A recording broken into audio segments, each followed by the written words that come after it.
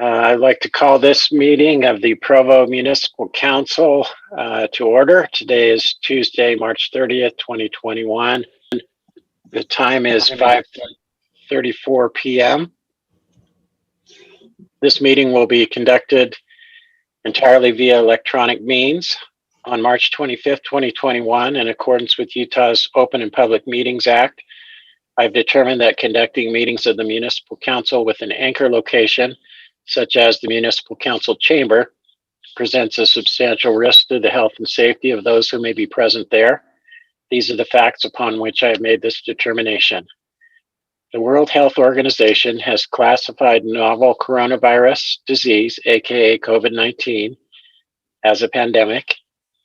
The U.S. Centers for Disease Control and Prevention state that COVID-19 is easily spread from person to person between people who are in close contact with one another. Utah County is currently listed as having a moderate level of coronavirus transmission as determined by the state's transmission index metrics. Health guidance levels issued by Utah Department of Health limits gathering sizes, requires masks to be worn in public settings, and strongly recommends physical distancing. Additionally, the chair of the governing board of the Redevelopment Agency of Provo City, Shannon Ellsworth, has determined that its meetings are subject to the same risks and has adopted the same procedures as the municipal council. The meeting will be available to the public for live broadcast and on-demand viewing at youtube.com/Provo City Council.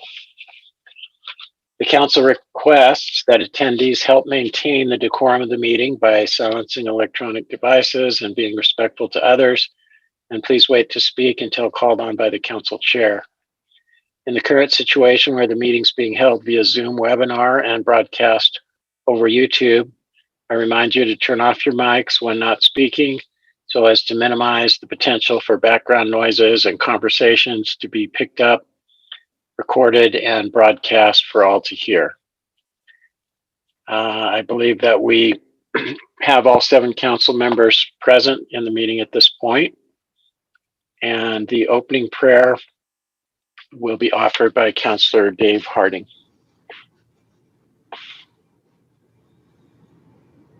Father in heaven, we are grateful to be gathered as a city council, city leadership, and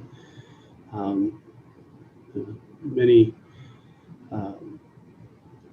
people who help to make the city what it is and provide the city services. We are grateful for the beautiful surroundings of our city, for the good people in our community, and for the many blessings that we enjoy by living here. We ask for a blessing upon our first responders, those who risk their lives and safety to serve the members of this community. We pray for the frontline workers in our medical field, particularly those who are battling the pandemic. We ask for their safety. And we also pray for all those who are striving to serve others and to contribute to our community. We, at this time as we meet, Father, we ask for wisdom to make the best decisions for the community. And we ask Thee to help us to be mindful of all those who will be impacted by our decisions. And we ask Thee to help us to have pure motivations and always keep the good of the city at the heart of our decisions. This we pray in the name of Jesus Christ. Amen. Amen. Thank you for that prayer. The Pledge of Allegiance will be provided by Councillor George Hanley. I pledge allegiance to the flag of the United States of America and to the republic for which it stands, one nation under God, indivisible, with liberty and justice for all. Thank you. We're now ready to for the public comment portion of the meeting.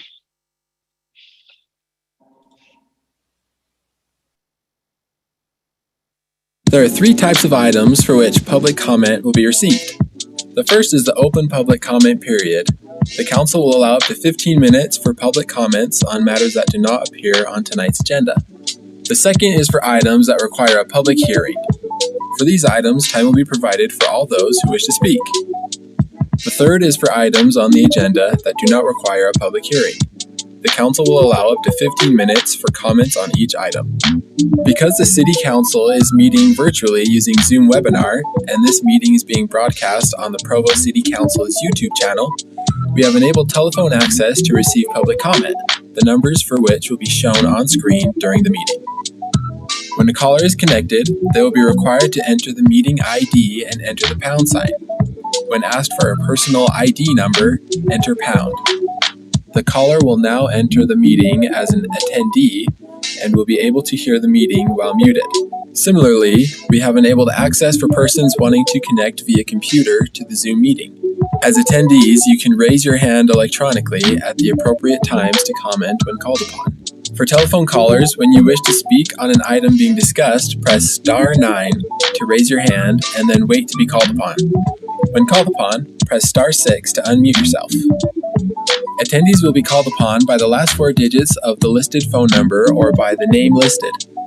Please provide your name and city of residence before making your comments. You will be given up to 2 minutes to speak. A timer will be posted on screen, and a beep should be audible when your time is up. A reminder that there is a lag of approximately 30 to 60 seconds between the meeting and the broadcast. To avoid confusion, callers should mute the broadcast to hear the discussion in real time. The open public comment period starts now. And we do have quite a few people on the line, so I just There are want to three make types of whoop.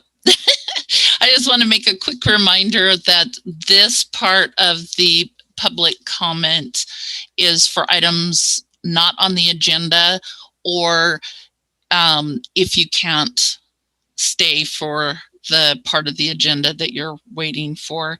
So if you speak now about an agenda item, that'll take up your turn on that. So let's, if you wish to speak during this open public comment period, please raise your hand, either clicking on the raise hand feature if you're connecting by computer, or select star 9 if you are connecting by telephone. So far, I don't see any hands raised.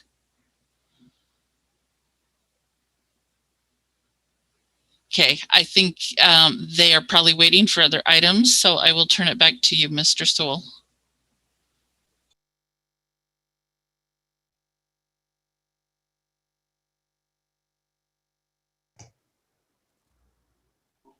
Let's try that again after unmuting.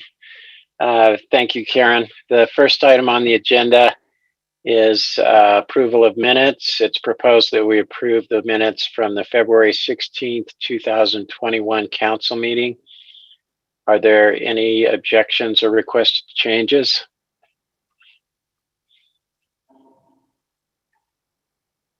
Seeing none, I will declare those minutes approved by unanimous consent. And we will move on to action agenda item number 1, which is a resolution appropriating $105,000 from the Wildland Fire Response Revenues into the fire department and the general fund for an employee salary adjustment warranted by a recent salary market study. If any members of the public would like to give a comment for this item, we encourage you to call in or sign in now. This item will be presented by John Borgett, Director of Administrative Services. Yes, thank you, Council Chair Sewell and the Honorable Council. I would just mention that this item was presented this afternoon in our work session, and we're here tonight recommending approval. I would mention that we have Jeremy Hedman from the fire department with us if there's any specific questions regarding the fire department. Chief Miguel is out of town, so Captain Hedman is here. I would also mention that Daniel Softly is here, and he's going to do a brief overview similar to what he did this afternoon for those members of the public that are here. I'm just going to read the resolution. It says, a resolution appropriating $105,000 in the fire department in the general fund for an employee salary adjustment warranted by a recent salary market study. The funding source of the appropriation is Wildland Fire Response Revenues.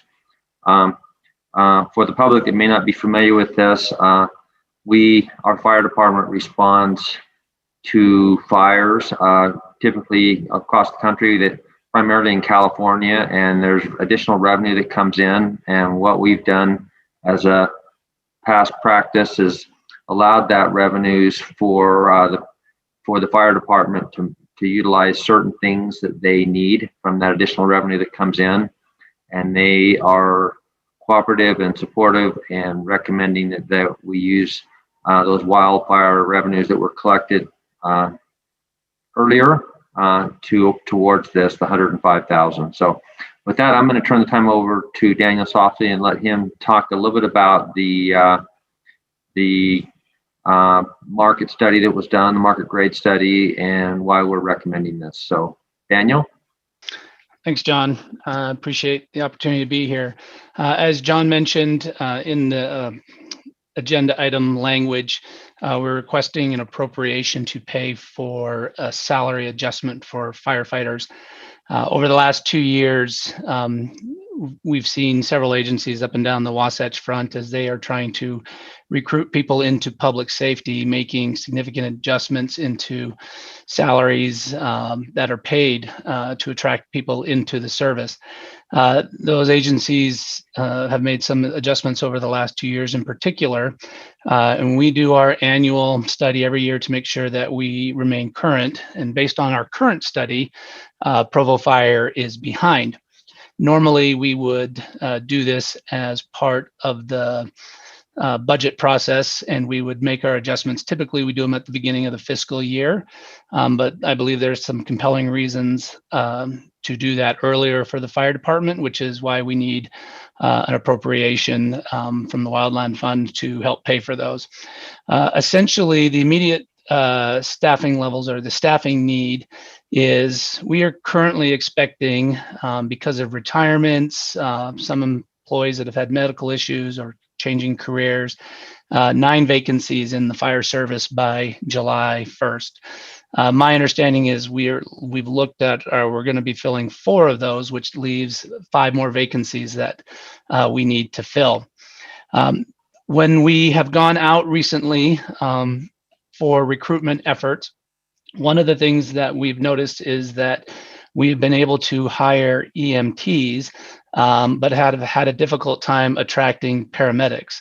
Paramedics have a higher level of certification, which means they can do more things on the ambulances.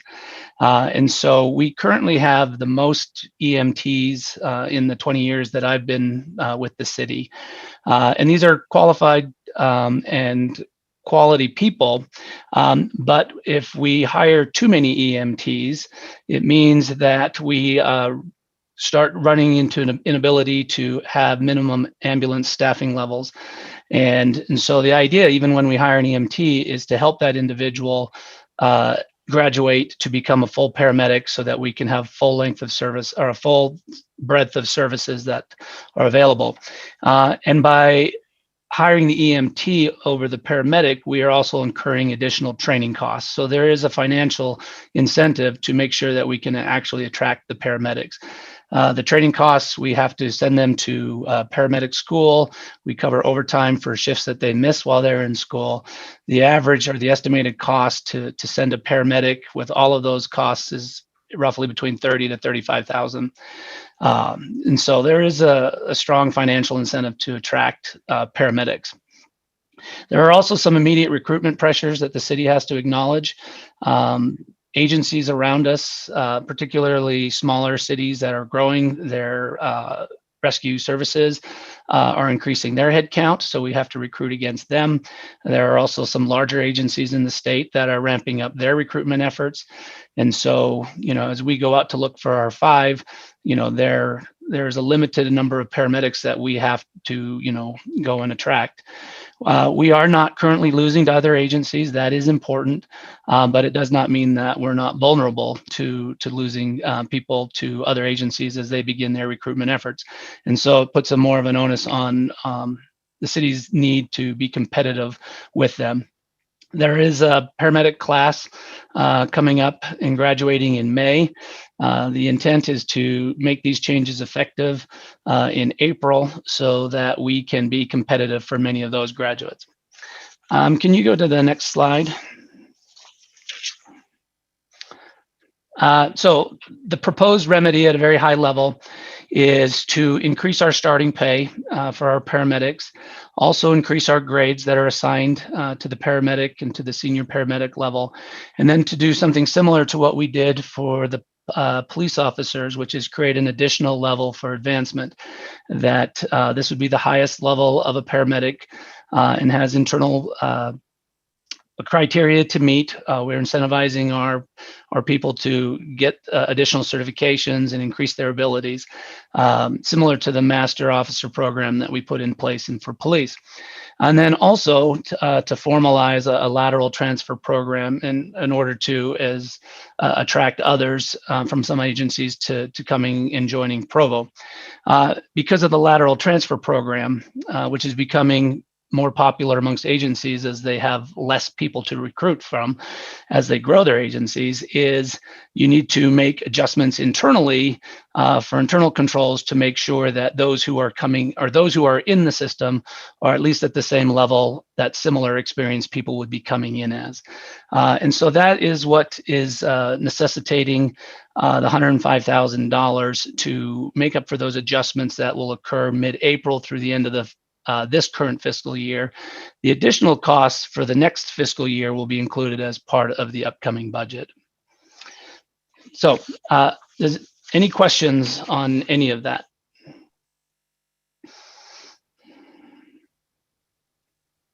Any questions for Mr. Softly?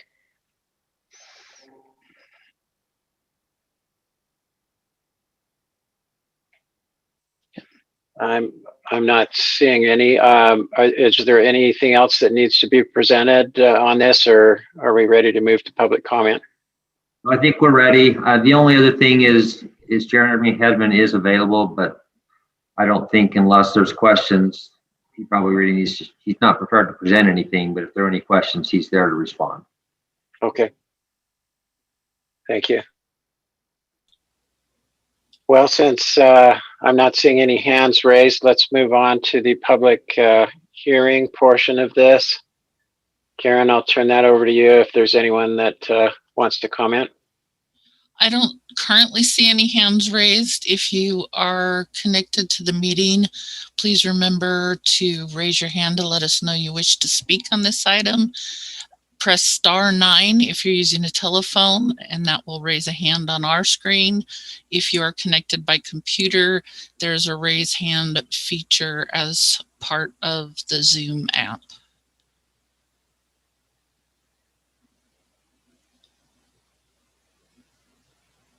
And we are still not getting any hands raised, so I will turn it back over to you.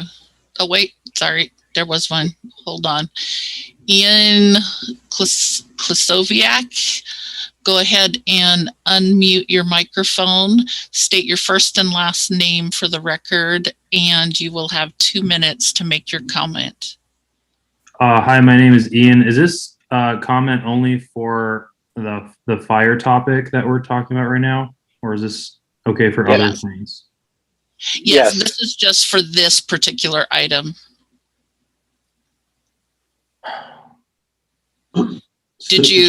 Mr. Chair, if I may, I'm not sure how to say your name, Klosowiak. Ian had wanted to talk about Slate Canyon in the public comment and had some problems getting in.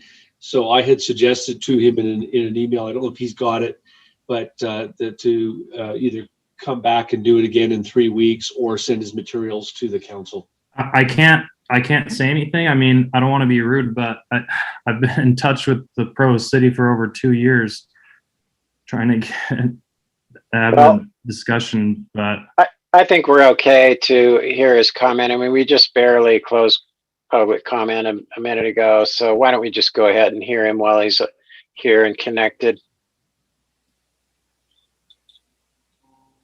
Go ahead.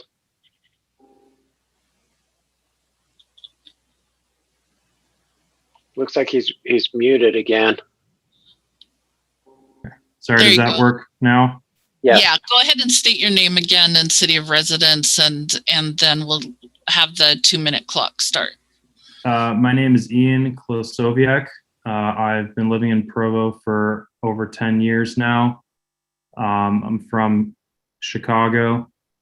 My main comment is that I'm an avid mountain biker and I hiker and runner and stuff like that. And I live near Slate Canyon, and it seems like there has been a plan to make a park at Slate Canyon for a long time. And I just would like, I'm in touch with a lot of neighbors and athletes who live in Provo and use the local trails and parks. And also I am a parent, and I think there's a pretty big need for a park near Slate Canyon. There are a lot of residential homes completely surrounding Slate Canyon. It seems like there has been a plan in place for over 20 years. I've heard from some of my older neighbors who have lived here for a long time.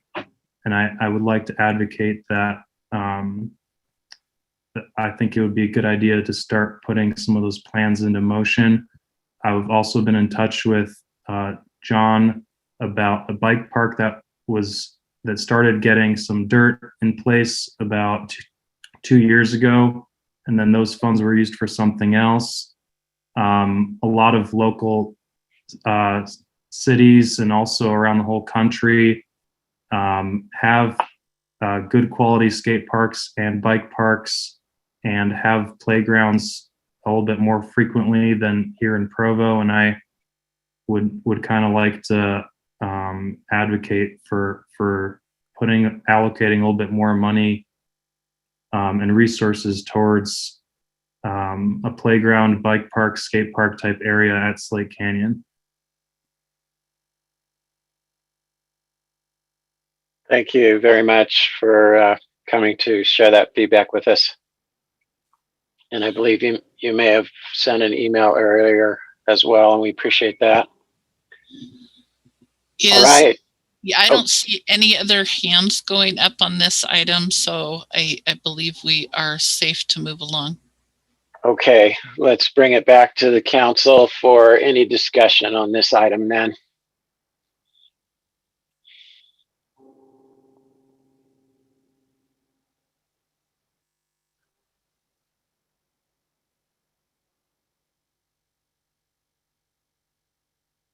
If there is no discussion on the item, then we will move on to a vote. I'll call for a vote on the implied motion. Vice Chair Shipley.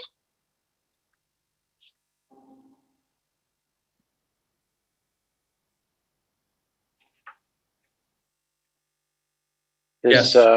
Yes, okay. Councilor Ellsworth? Yes. Councilor Fillmore? Yes. Councilor Hoban? Yes. Councilor Hanley? Yes. Councilor Harding? Yes. And I, Dave Sewell, will vote yes. Thank you.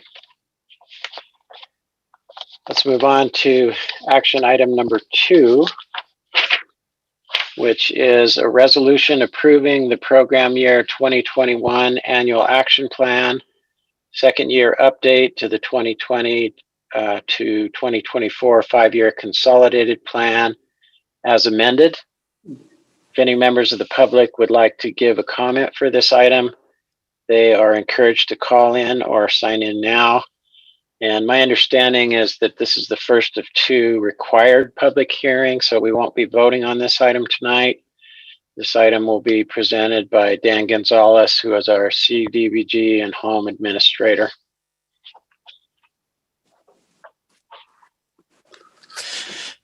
Thank you, Mr. Sewell. Can everybody hear me okay? Yes. Yes. Okay, great. Thank you again, and thank you, each one of council members, administration that is available. As introduced, this is the first of 2 public hearings that we will have. Do you want to move to the next slide? Provo City, it's a qualified metropolitan city and receives an entitlement from the Department of Housing and Urban Development in the form of Community Development Block Grant, it's CDBG. Also, the city receives an entitlement of the Home Investment and Partnership Risk Program, but has also joined with the City of Orem, the City of Lehigh, and Utah County to form a consortium. And Provo City is the participating jurisdiction or the lead entity for the consortium regarding the home funds. Next slide, please. Through the formula process that HUD has for this year, the city has been allocated $1,343,750 in CDBG funds. And to that funding, we are adding program income received of $367,295 and some funding from projects that have been finished but did not use all the funding that was allocated to them. So the total that we're talking about today to allocate for CDBG is $1,755,236. For the home program, HUD has allocated $1,419,568. To that, we're adding program income of $643,384 for a total of $2,062,952. So in this process, to receive this funding, we originally sent a 5-year consolidated plan to HUD. And every year, therefore, which we did last year, and every year thereafter, we do an update for the annual action plan. This annual action plan then details the activities that we're planning to conduct to use the funding received for this current allocation. Next slide, please. For the last 3 years, the entitlements in the Utah Valley, Provo City, City of Orem, City of Lehigh, and Utah County, these are the entities that receive the funding. Mountain Land Association of Governments administers the funding for Lehigh and the county. And for the last 3 years, since 2019, Provo City has joined with the City of Orem and MAG to streamline the process of CDBG allocations for public services, to streamline the process for these agencies, to make it easier for them. Prior to this, agencies were having to fill out an application for each of the entitlements they were planning on soliciting funding from. And each of the entitlements would then take on the administrative duties for each agency that we were funding. And so there was a lot of duplicative effort, sometimes a little bit of confusion. And since for the last couple of years that we've been doing this, agencies have expressed their how they like the process, where they only have to fill one application, have to deal with one agreement, and it helps them dedicate their time to deliver services better. Next slide, please.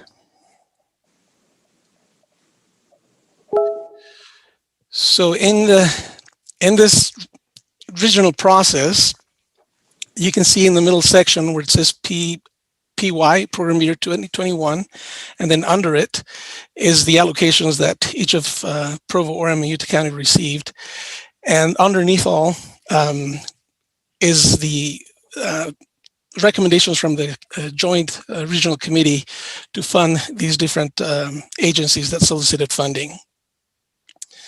You can see the total for Provo at the bottom is 201,562, which is the 15% maximum that we are able to allocate based on the allocation we receive annually.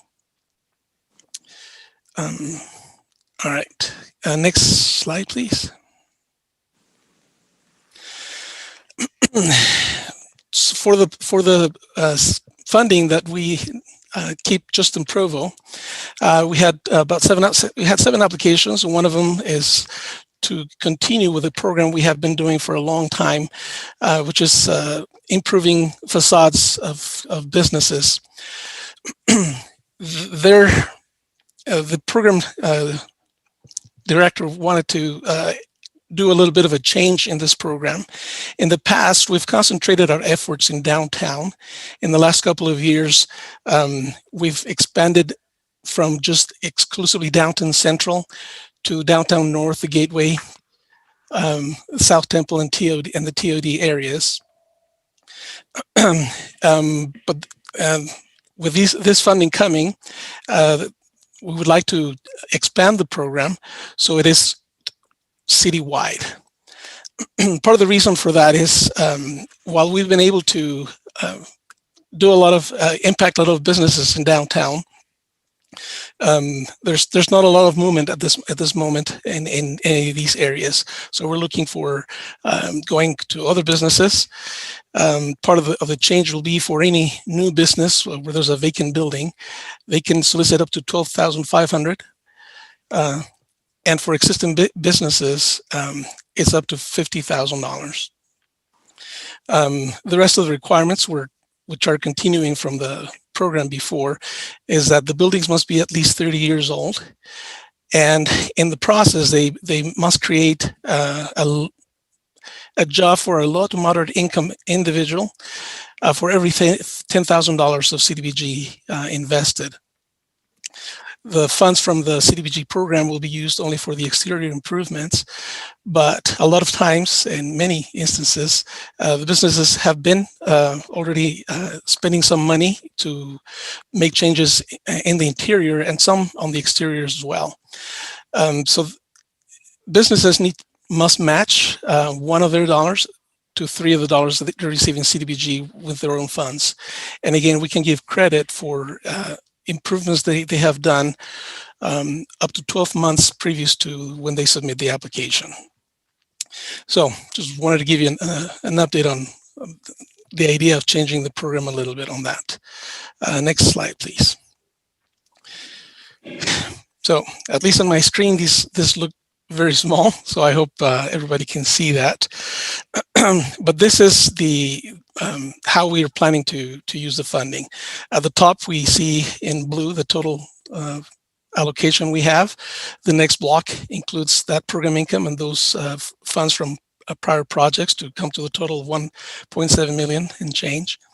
That's how much we are proposing to use, or that we are receiving. And the uses, we are proposing to take what we can, which is 20% of the 1.3 million to allocate for administration costs, and then to fund for program delivery of programs that we run within our department. We're asking for $45,000. And those programs are, one, as I explained, the commercial facade program, the down payment assistance programs that we run for the city and for countywide, and some homeowner rehabilitation programs. One is an emergency home repair program, and the other one is an egress window program. So taking that off, it leaves a little over $1.2 million to allocate to other capital projects. And you can see to the left all the applications were received, and finally how the committee is recommended to allocate those funds. The first item is one that we need to take off the top. As you may remember, in the last few years, we applied to HUD to receive a Section 108 loan for improvements at the airport for Duncan Aviation's process. And now we are in the repayment portion of that loan. So these $250 will cover the payment we need to make throughout the year, both in interest and principal.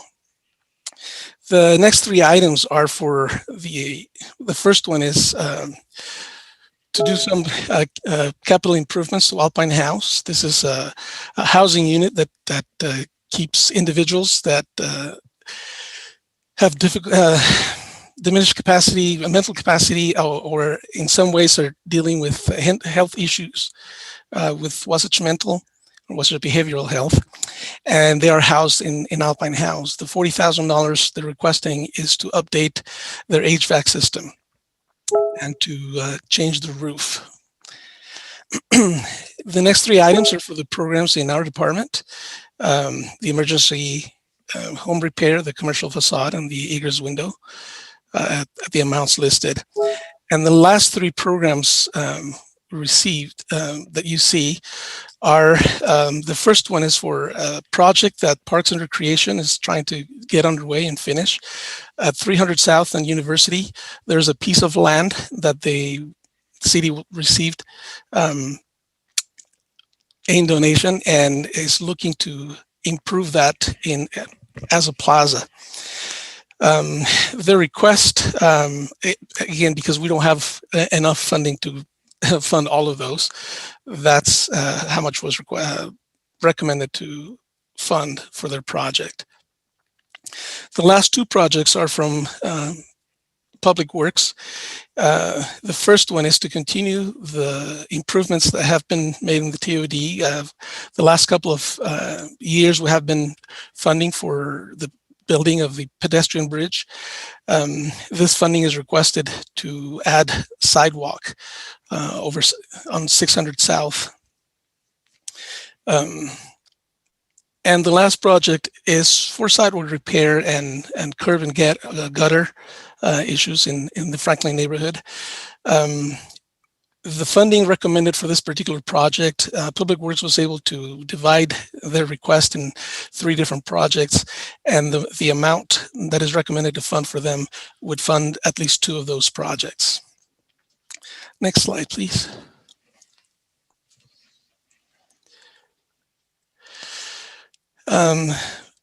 This is the sheet for the home funds. And again, we're able to use from the allocation received. And then we have to allocate a minimum of 15% to a community housing development organization. This is a new for our program, where we had only 3 applications received in the past. We have so many applications that are sometimes 2 and 3 times the amount of funds that we have that have been requested. This year, the amount that was requested is almost hand in hand to the amount that we received in allocation. We actually used an estimated amount before we knew what the final allocation from HUD was of $1.3 million from HUD, and added to the program income, we're able to use a little over $2 million. Fortunately, we received an application from Rural Housing, who is a community housing development organization, and so that saves us from trying to come up with ways to use the funding that we must allocate to a CHOTA organization. So the requests are fully funded. In the case of Rural Housing, they are requesting 1.3, and they're receiving that amount divided between the 1,087 on regular funds plus the CHOTA amount that is 100% of the request. And the other 2 programs for which we received applications were the programs we run in our office for down payment assistance. Again, because we used an estimated amount, we received more from HUD that we anticipated. The committee decided to allocate that amount to the loan to own down payment assistance program. This is the one that is county-wide. And the reason why they chose to do that is because in the past, this last year, we ran out of funds that we had for that program for about 5 months. And so they just wanted to make sure that there was enough funding based on the demand that is typically had for that program. I believe that is the last slide in my presentation. Yep. So if anybody has any questions, I'm happy to address them. Mr. Hadley. Thank you, Mr. Gonzalez. I really appreciate what you do for the city, for this community with these programs. I just read something in your report that I wanted to ask a question about the draft. It mentioned the denial rates for Hispanic citizens for mortgages being at a high enough level of to be of concern, and this was in a section about sort of about barriers to affordable housing, but I couldn't find anywhere else in the report about what can be done to solve that problem. So I guess my question is that a problem that we know is happening in Provo in particular? Is that a countywide data point? And what can be done? It is a countywide data point. It's something that we, as part of the consolidated plan, we did this housing analysis. It is one of the things that came up. As far as what can be done, what we can directly do, what we have been doing is, as we work with different mortgage companies, whether they're banks or just a broker company, we enter into conversations with them to see what the rates are of people that are applying with them, and trying to identify if there are any barriers or any issues that pop up typically or more commonly with that population. One of the things that we see, and I don't have the data with me currently, but is in some occasions, some of the organizations, for lack of a better word, flag their applications based on the number of applicants for the loan, meaning that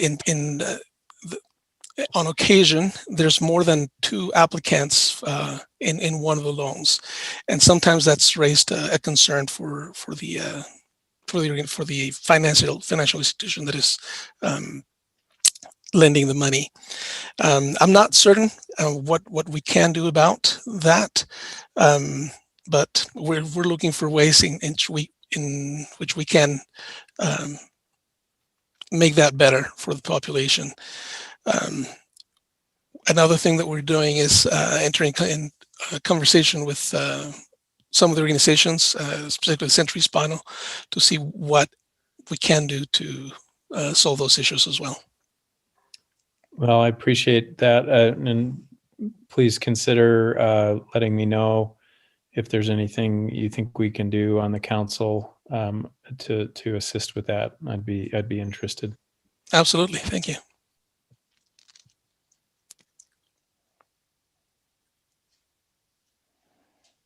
Are there any more questions or comments from the council?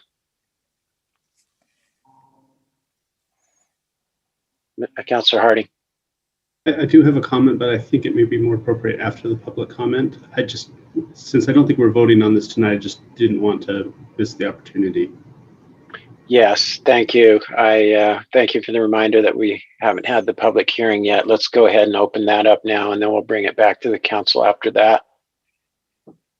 If anyone connected wishes to make a public comment on this agenda item, please indicate by raising your hand. If you're on the phone, you can do that by pressing *9.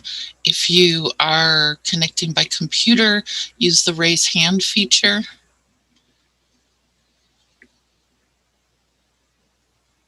Not seeing any raised hands. We'll give it a few more seconds in case someone's struggling with it.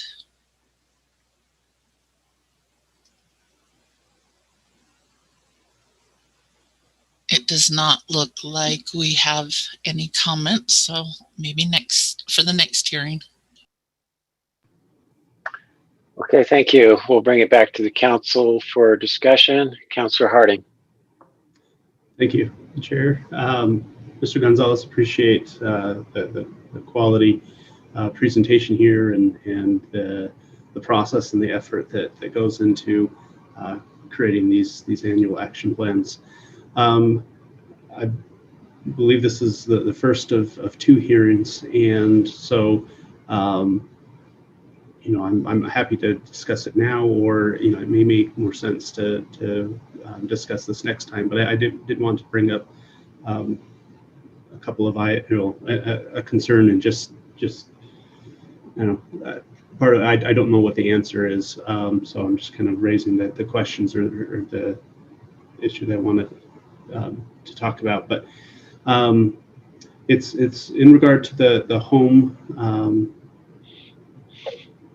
budget, or how we're going to allocate the resources. I am aware, because I've been a part of these discussions, where there was some concern that we were concentrating subsidized housing in Provo, and so there was kind of a stated goal to encourage that to be spread throughout the county. And my concern, though, is even though I think we want to continue that,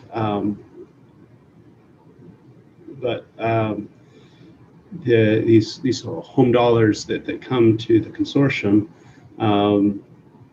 I still feel like we could have programs to use those dollars within Provo as well. And so I guess my concern is do we feel like Provo, the amount of money that is going to be spent from these home dollars, that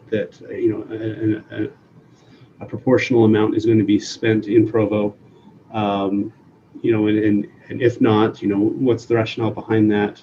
I appreciated the staff report that I believe you wrote in talking about the background, and so I wanted to quote from that as well. Talks about the opportunity to develop viable urban communities, funding activities that provide decent housing, suitable living environment, and expanding economic opportunities. And I feel like Provo is the most urban of the communities in the county, and so if anything, it seems like perhaps more of the home dollars should be spent in Provo. But even if it needs to be distributed, just based on population or whatever, I still look at what's proposed for home, and I'm concerned that very little of it is going to be spent within Provo. And I heard tonight, I hadn't seen this I hadn't picked up on it from the documents that were submitted, but we only had a few applications, and so I understand that it could be some difficulties with that. But I think if we wanted to make sure that we were spending at least our share of the money within Provo, I think we could be proactive perhaps for next year. But I don't know if this money could be used for the community land trust. But I think there's definitely some ways that we could spend the money to achieve the goals that you outlined in the background, and yet still encourage the affordable housing to be spread throughout the county. Anyway, so that was just my impression when I saw the proposed allocation of the home money. Is I'm just concerned that we may be neglecting Provo's needs. Thank you, Mr. Harding, for your comments. I suppose it could be interpreted that Provo's not getting their fair share of the home funds for this year, and that may be interpret it that way, as I said. Over the years, though, we have been, home funds do stay in Provo. One of the reasons why we're not using that more than $200,000, that's the DPA Down Payment Assistance Program. That's what's allocated, which is only a portion of what we would, the Provo share. Provo's share would be about $650,000, just under that. As the years have gone by, Provo's share has been reduced, not by much, but at the beginning when the consortium was formed 20 plus years ago, more than that, almost 30 years ago, Provo's share was anywhere from 57 to 60%. And again, as the county has grown and as the membership in the consortium has changed, that number has decreased. For the current year, I believe was 43% was Provo's share of the total allocation.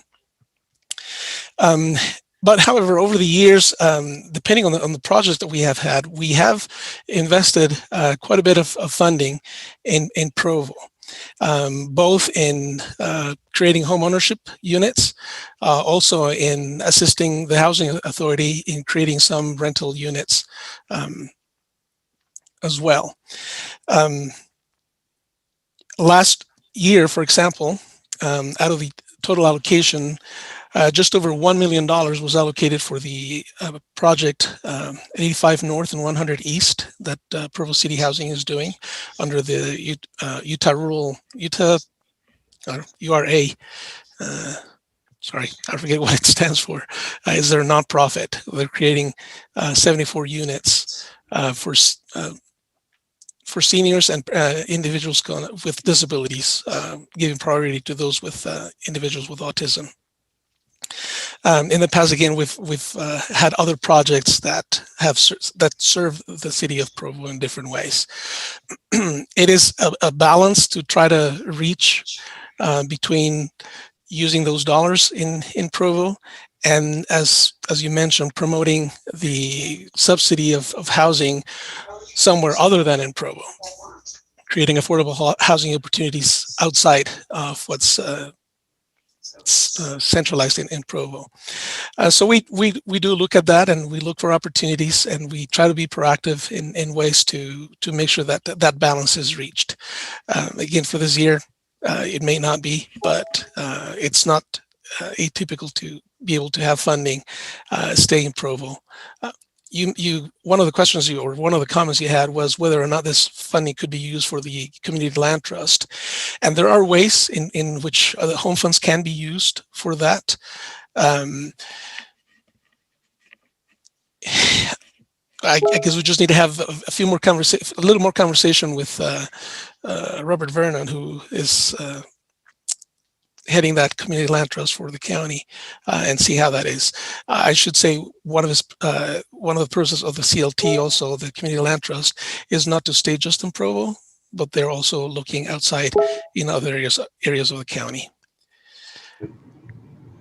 Okay, that's very helpful. I had forgotten about the 85 North being funded last year. I was getting the impression, though, just from the past few years, that consistently we were well below what our proportion should be. So perhaps if we could see kind of a report looking back however many years you think is appropriate, just to kind of help us get that assurance that we're that we're making sure that our community is benefiting from this as it should be. Right.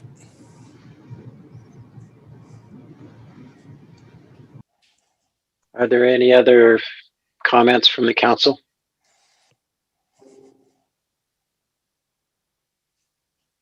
All right, seeing none, we'll thank Mr. Gonzalez and look forward to seeing you again for the second hearing in April.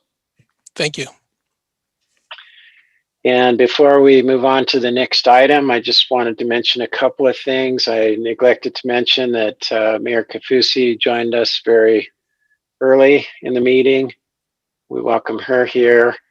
I also wanted to mention to any of the members of the public who may be watching that this is the last council meeting, hopefully, that will be completely virtual. Our plan is for the next meeting in April to have a hybrid meeting where we'll have some counselors down at the council chamber in person, some staff, some members of the public who wish to comment. But anyone who feels more comfortable participating remotely will still be welcome to do that as well. We will now move on to item number 3. And I'm actually going to be the presenter for this item. And so I'd like to turn over the gavel to Vice Chair Shipley.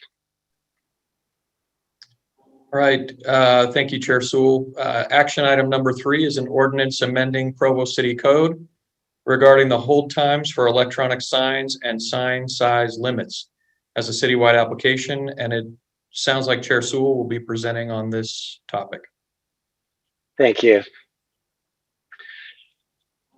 I'd like to just kind of start with an overview and a history. I think you're all pretty familiar with the details. And for the moment, whoever's got control of the screen, would you mind just taking the text off so I can see more people? If that's all right, and we'll bring it back up. Yeah, thank you. So just a little history and background on the motivation on this. So up to about 2013, the city of Provo did not have any regulation or any ordinance dealing with digital signs. Some members of the public had expressed concern about certain aspects of digital signs that were being implemented in the city at that time. And back in 2013, approximately, I might possibly be 1 year off on this, but before I was on the council passed an ordinance regulating digital signage. And it basically listed 9 streets or sections of streets, really, that were in predominantly commercial areas where digital signs would be allowed and where they would be allowed with a minimum hold time of 8 seconds, which I believe that number was chosen to match the highway standard of 8 seconds. And digital signs, according to that ordinance in 2013, were banned everywhere else in the city. Grandfathering was allowed, so existing digital signs were fine to remain, but there were to be no new digital signs except in those 9 designated areas. So now fast forward a few years, I think probably around 2016 or so, we did hear from some businesses that wanted to have digital signs and that weren't on one of those 9 streets. I remember one in particular was very passionate about wanting to have a digital sign, and the information I got was they didn't need to display a lot of messages, that a low message frequently would be fine. They just didn't want to have to, do like the example I like to give is Days Market has a backlit sign, and when I would go in there, I used to see someone quite often in the morning climbing up a ladder, putting the day's message, the message for the day on the sign. And so it seemed reasonable that businesses that wanted to change their message several times a day, perhaps a restaurant or whatever, shouldn't have to get out a ladder to do that.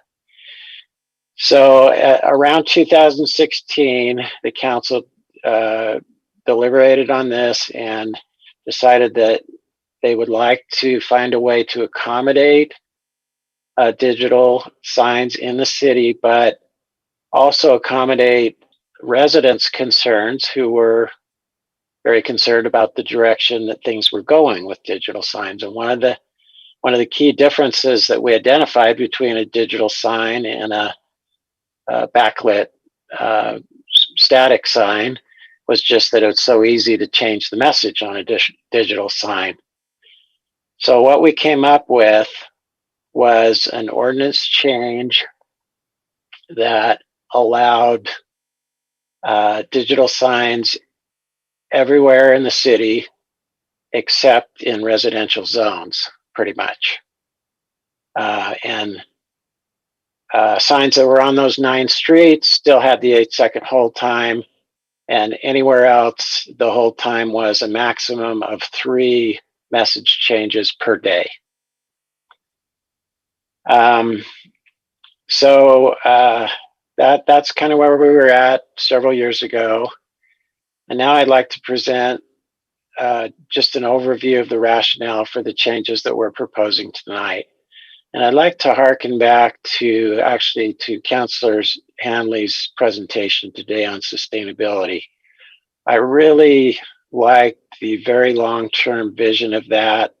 And I feel like that's kind of what we're trying to do with digital signs. We're trying to chart a course that is sustainable long into the future so that businesses can have digital signs and residents can be happy that they do, which hasn't always been the case. And so one of the first things we looked at was message change frequency. And we've since learned that nighttime brightness is probably even a bigger concern to citizens, so we'll be looking at that next. But the first thing we focused on was the message change frequency. And we realized that as digital signs become less expensive, they're going to continue to proliferate. At some point in this future, we envision, perhaps decades down the road, almost every business will want one. And we were trying to think of how can we prepare for that future in a way that our citizens are comfortable with. And so just to give an example, with the 8-second hold time, and by the way, I believe one of the rationales for the 8-second hold time on the freeway is that when you're traveling down the freeway, it's really ideal if you don't see more than one message change as you're passing a particular sign. If the sign is changing so fast that you're seeing several changes before you pass the sign, it tends to be much more distracting and pull your eye away from the road for a longer period of time as you're anticipating that next change. So the principle, rather than just looking at the 8 seconds, we tried to come up with what is the underlying principle there. And the principle that we felt comfortable with was trying to minimize the time, the number of times that a motorist passing the sign would see more than one message change. So we felt like the 8-second freeway standard wasn't a good fit for a city environment for 2 reasons. One is that you're driving at a slower speed. So if we keep it at 8 seconds, you are going to see multiple message changes as you pass the sign, which can be distracting. And the other big difference that we identified is that the digital signs would tend to be clustered closer together. You could have, just on one block, you could have 4 businesses in a row that all have a digital sign that are all in your field of view as you're passing. And you could potentially have the same number on the other side of the street. And again, this is, I'm looking for a sustainable future down the road of what things might be like. So if we left it at 8 seconds, then potentially in this scenario where you're driving down this block and there's 4 signs on one side, 4 on the other, you could be seeing a message chain literally every second. And we felt that would be distracting, and could have some safety implications. I don't want to overemphasize that point, because we do think that digital signs are safe, but there's also any distraction, no matter how small, is not ideal. So we would like to minimize those to the extent that we reasonably can. But aesthetics is a big factor as well. So that's how we came up with this proposal for a 1-minute minimum hold time in these 9 predominantly commercial areas that have been identified. We've also proposed making a few changes to those streets in this ordinance, and we've reviewed all those with you before. So a few streets are being added, a few streets are being moved to the long hold time area. There's a net gain of 1, so now after those changes, there'll be 10 streets instead of 9 that'll be in the short hold time area. So we started with the 1 second, the 1 minute, excuse me. And then we did identify 2 exceptions that seemed to make sense. You remember I mentioned there were 2 reasons for the longer hold time: the slower speed and the sign clustering. Well, in the case of a large business in an SC3 zone that's representing dozens of tenants, those signs are not going to be clustered. And we had 2 requests to consider a shorter hold time in those situations, and it just made sense because, again, you're going to basically encounter those signs one at a time, and it's not the same situation where you could potentially have a bunch of them clustered close together. So we felt fine with a 15-second exception in the short hold time area if the business is in an SC3 zone and it's representing 20 or more tenants. So that's where that exception came on. The other one is even simpler. It's just, if it's a freeway facing sign, then we don't want to have a regulation that's any different than what other signs on the freeway are regulated by. So it's 8 seconds for a freeway facing sign. Adjacent to and facing the freeway to match the highway standard. So that's the proposal on the short hold time sign. On the other side of it, so again, those 9 or 10 streets, that's probably, I don't know, probably less than 10% of the businesses in the city, I'm guessing. I just pulled that out of a hat, but that would be my guess. For the rest of the city, we're actually proposing shortening the minimum hold time. So most businesses will be affected by this time. We decided that to achieve the aesthetic objectives that we were hoping to achieve, that 3 times a day was probably longer than was needed. And so we felt like a minimum hold time of 1 hour would be plenty to achieve the objective in those areas. And again, these are mixed use areas, often with residences nearby, gateways to the city, and areas where aesthetics was we felt were particularly important. So that is basically the overview of the rationale and the history. Are there any questions? All right, any questions from council members for Chair Sewell? Maybe while we queue those up, Chair, could you speak to, as far as like video boards that always have action on them, those are not legal in Provo, or can you, this ordinance has nothing to do with a screen that always has something moving on it. Yeah, those are not legal in Provo and have not been since 2013. We do have some that are grandfathered that were here before the 2013 ordinance was passed. Thank you. Other questions from council members? Just remind everybody that we'll take public comment here in a second. So if you were planning on making a comment, you can go ahead and raise your hand and notify us that you're wanting to make a comment. I don't see any questions from council members. So we'll go ahead and move to public comment. Karen, can you take that? Yes. So it looks like Wendell Gibby wishes to speak. Mr. Gibby or Dr. Gibby, go ahead and unmute your microphone, state your name and city of residence for the record, and you'll have 2 minutes to make your comment. Thank you. My name is Wendell Gibby. I'm a resident of Mapleton, Utah, but I have significant interest in Provo, including ownership of Blue Rock Medical. And I would like to rise in strident opposition to this.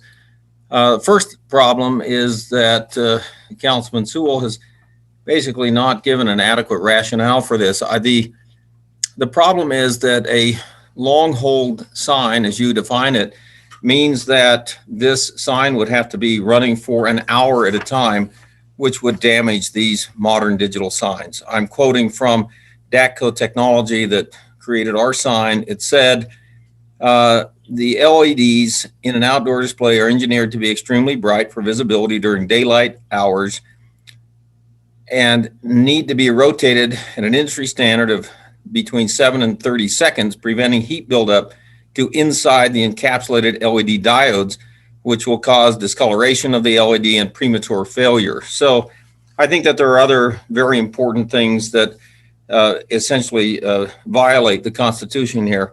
By making this an hour that the sign has to run and destroying the sign as a takings, I think it discriminates against different businesses. You treat me differently than you do a similarly situated business down the street. And frankly, I think it's discriminatory in terms of both free speech and other constitutional issues. So I would urge the council to reconsider. I don't have a problem with a minute hold time, but this idea that that something has to be held for a full hour and destroy my sign is not acceptable and will certainly invite challenge.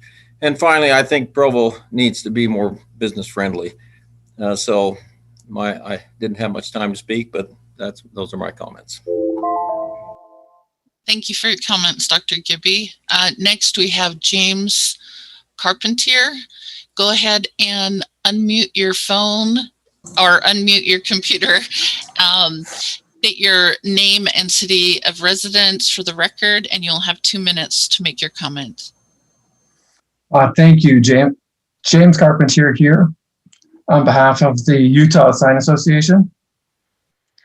Honorable Chair Sewell and the council, we believe that the complexity of the proposed code will make enforcement a real issue due to, for example, a short hold time can be 8 seconds, 15 seconds, or 1 minute. Therefore, this code will not be easy to understand for not only staff, but for the business community as far as what they can and cannot do. Therefore, the code will be a real challenge for everyone involved. We also believe that enforcement of the existing brightness standards, which was mentioned by Chair Sewell, is really the most important regulatory aspect that we've seen throughout the country, since if it's not correct, then how it operates really doesn't matter, because it tends to be the most objectionable aspect of EMCs potentially. Therefore, we request that the code be tabled and additional discussions occur with all the stakeholders involved in the community to ensure that there is in fact a more balanced and equitable approach to this code. And I really appreciate your time. Thank you very much. Thank you. Next, we have caller with the last 4 digits, 6962. Go ahead and press *6 to unmute your phone. State your name and city of residence for the record, and you'll have 2 minutes to make your comment. You should be getting a prompt unmute your phone. Again, oh, there you go. There we go. Thank you so much. Mayor and Council, thank you so much for your time today. My name is Rick Magnus. I do work for Yesco Sign, but I live in Salt Lake City, Utah. But I've been asked to read a letter from America First Credit Union, and it is signed by Kim Choate, Vice President of Operations. It's dated March 29th, 2021, and it says, "Dear Council members, as a financial cooperative that has been meeting the needs of Utah families and businesses since 1939, we are dedicated to enhancing the communities in which we have a presence, and we truly appreciate your service to Provo residents.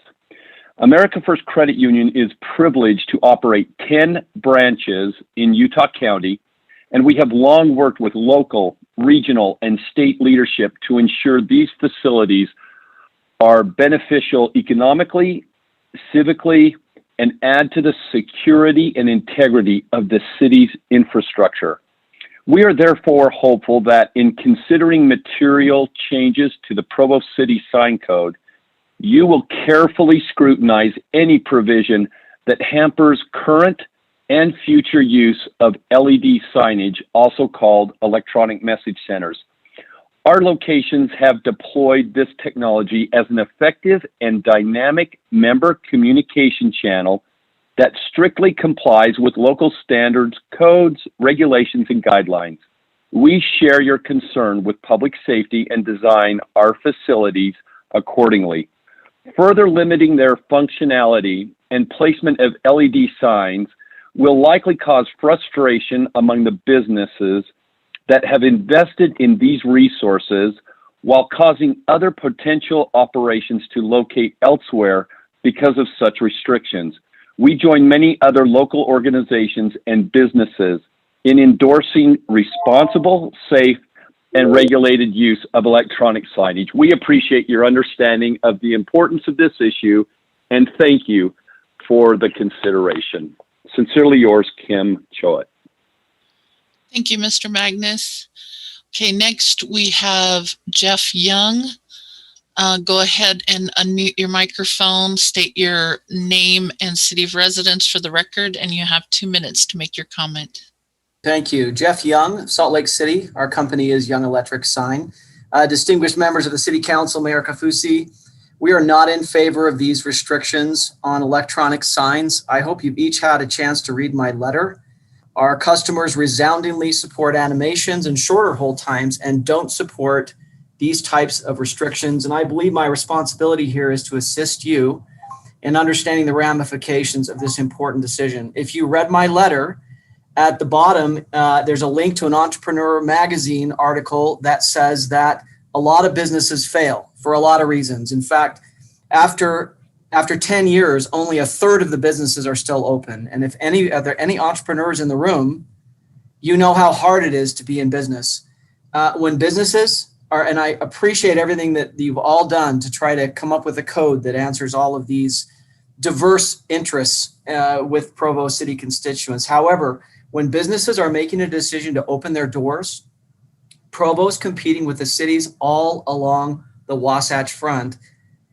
If you decide tonight to support this code, it is one of the most restrictive hold time related codes in the state of Utah.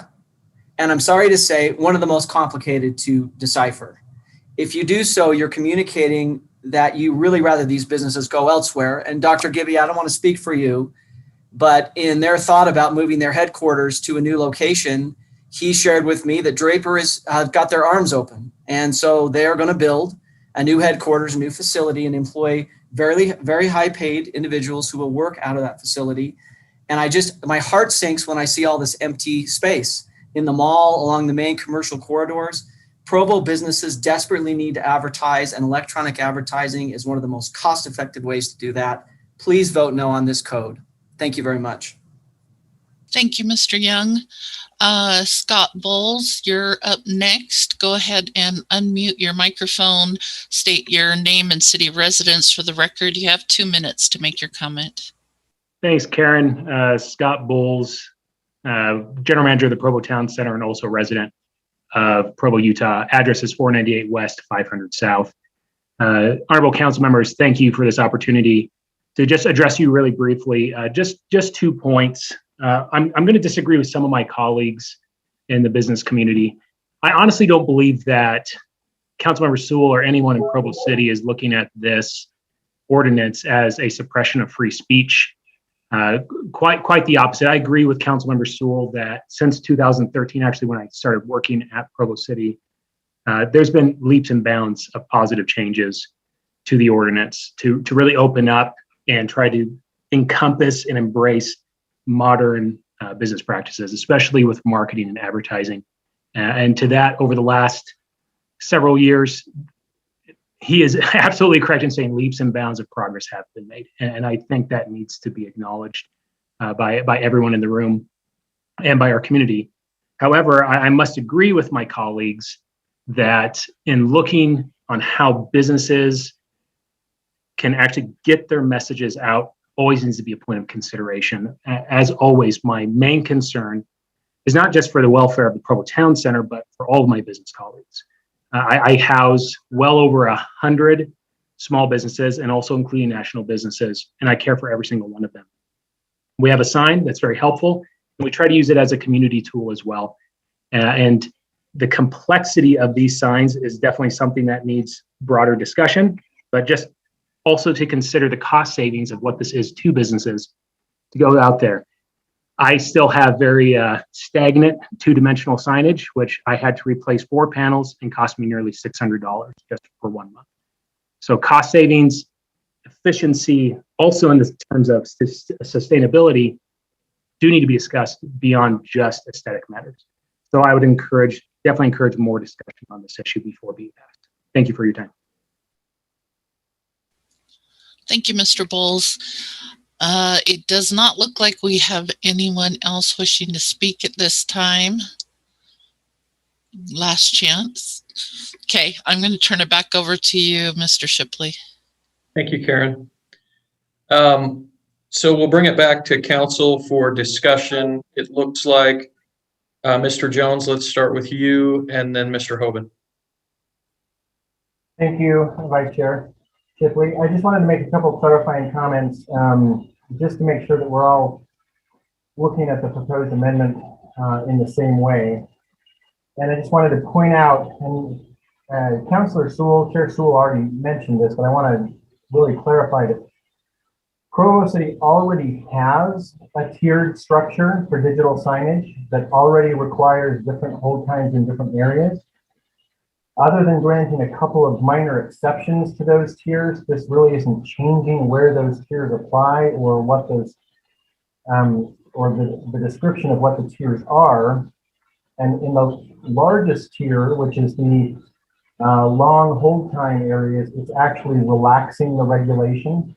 The current regulation in place for all of the city where digital signage is allowed, except for those areas specifically listed in the short hold time section of the code, is currently 3 times per day. That would apply to Blue Rock Medical. It would apply to a number of other, for most of the rest of the city. So I just want to make clear that aspect, that change is actually a relaxation of the regulations instead of making the regulations more strict. Where it is becoming more strict is that portion of the city where short hold times are allowed, and those are going from 8 to 60 seconds with some exceptions. But that's really, so I want to make clear that when people ask for this ordinance to be tabled, they are asking for the 3 times a day limitation to stay in place, because that's what's currently on the books and hasn't been being enforced by the city while these regulations have been discussed. But if these regulations are abandoned, really the council's choice is threefold. You could go back to the current regulation and actually start to enforce it. It could be 3 times per day in most of the city. You could go back to the status quo before the 3 times a day regulation is put in place, which it would actually mean repealing the ability to have a digital sign throughout almost all of the city except for those short full-time areas. Or you could make a decision to wholesale relax the regulations to the degree that I think the proponents are actually asking for, but that's been something that has not been discussed or proposed or reviewed by the sign committee or the planning commission in any way. And then finally, I just want to make one comment regarding the potential damage to the sign and say, I don't know what the answer to that question is. I'm aware of the email that Dr. Gibby cited. He didn't quote the entire email. The email is specifically addressed to the concept of the 3 times per day. The engineer sales consultant that is saying that damage will be caused is specifically saying that damage will be caused if the sign is only allowed to be changed 3 times a day. He does later in the email mention the industry standard of 7 to 30 seconds for rotation. He doesn't anywhere in the email say anything about any time periods between 30 seconds and 3 times per day. So I don't know the answer to that question. And as far as I know from a year of the sign committee working on this and inviting sign company representatives to come in and present and having the sign company representatives speak in this meeting and the last meeting in public comment, I haven't heard any further evidence about that particular concept and how the 1 hour time period would apply to it. Those are the things that I wanted to clarify. I'm also happy to answer questions if there are specific questions, or I can come back on later if there are.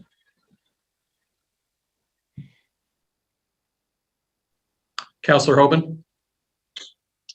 I just thought I'd address the concern about burning the signs out. So LED bulbs are meant to run up to 50,000 hours, and they can run 24/7. So that's approximately 6 years straight for 24 hours a day, 7 days a week that they're meant to run. So, you know, in my mind, I guess I don't know. That doesn't, I don't mean to sound insensitive, but that's not a reason for me to say we can't limit how often a regular signs rotate.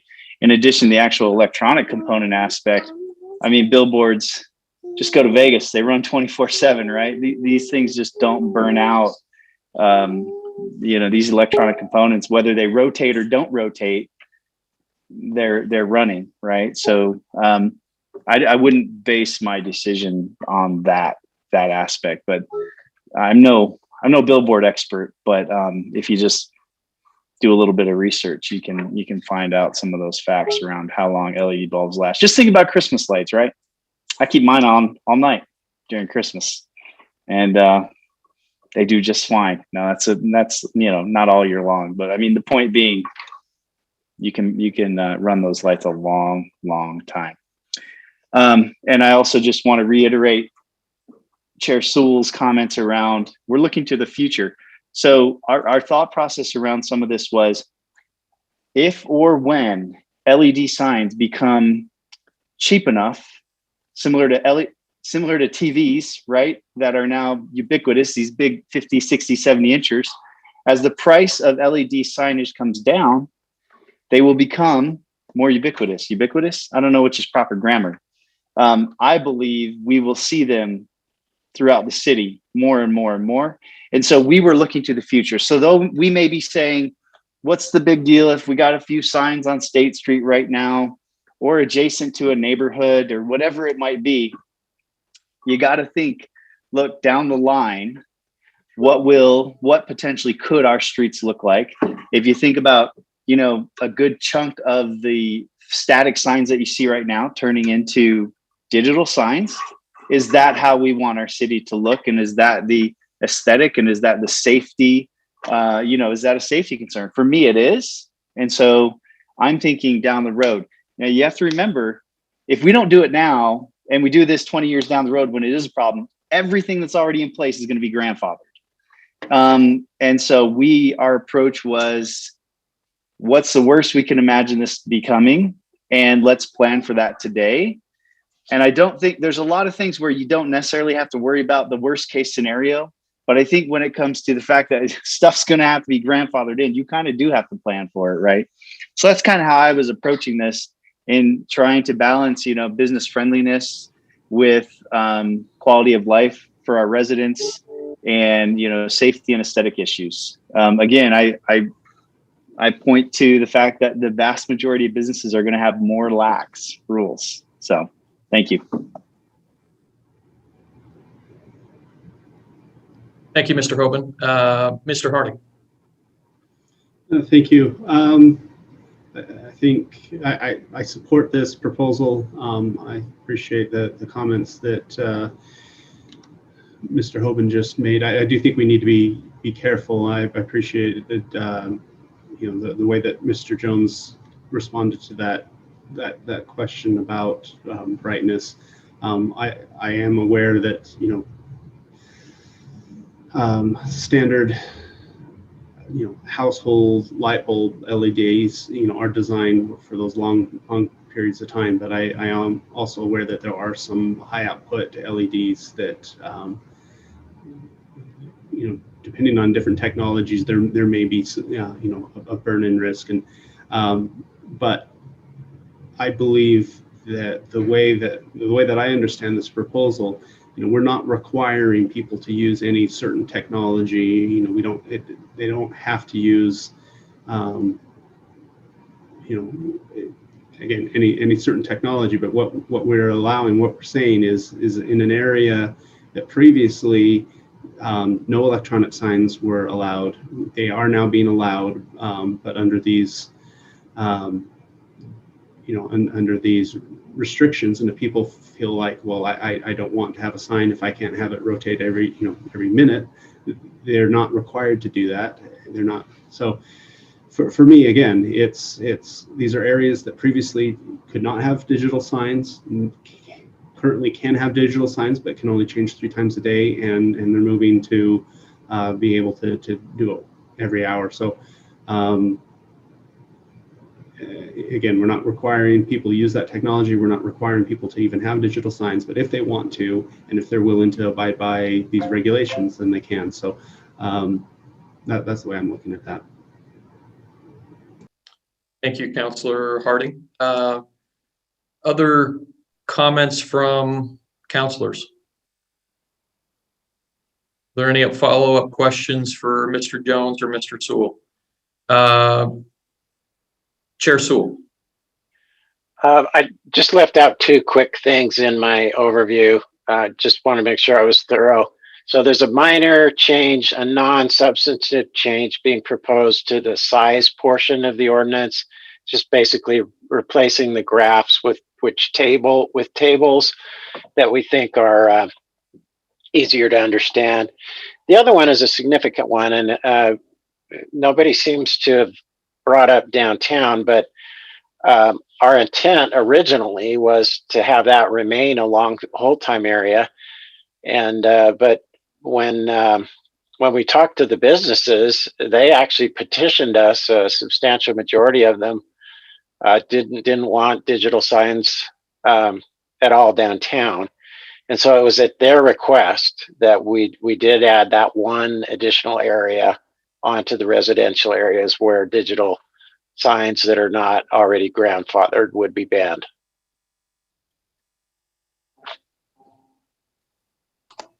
Thank you. Mr. Fillmore. I wanted to ask Mr. Sewell if he had anything additional to add. Maybe he just did that. We've heard several objections from members of the business community this evening. My guess is that none of these objections are new to you. Dave, your committee's been studying this for a long time. But I wanted to know if, as you listen to the various objections, if there's anything you feel the need to respond to in particular before we vote on this. May I respond, Chair Shipley? Please, thank you. Thank you. Just a couple things, I guess. Somebody asked if there are any entrepreneurs in the room. So here's one. And I really do sympathize with the struggle of small businesses. And so I mean, this has been hard to find the right balance, and I don't know that we've got it perfect, but we've been working on it for a long time. And all I can say is our intent really has been to expand the use of digital signage in the city in ways that residents could feel good about. And I really appreciated Scott Bowles' comments, very kind comments in that regard, that he at least kind of understood where my heart was, even if he didn't agree with everything that we're proposing. And I guess the only other thing I'll add is, I mean, I think we've kind of given it our best shot on this go round, and we're going to move on to brightness, but we're still going to have open ears to possible ways to improve the ordinance as we go forward. So. Thank you, Chair Sewell. Mr. Fillmore, did you have a follow-up on that? No, I don't. Okay, any other questions or comments at this time from the council?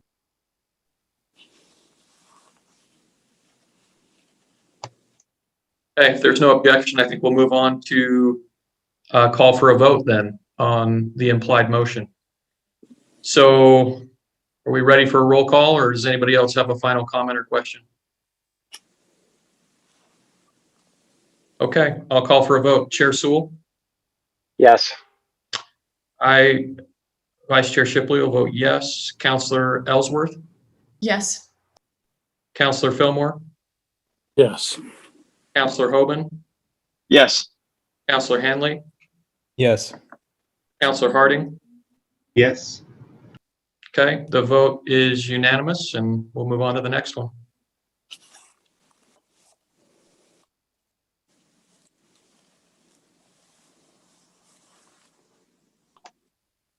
Chair, you're muted.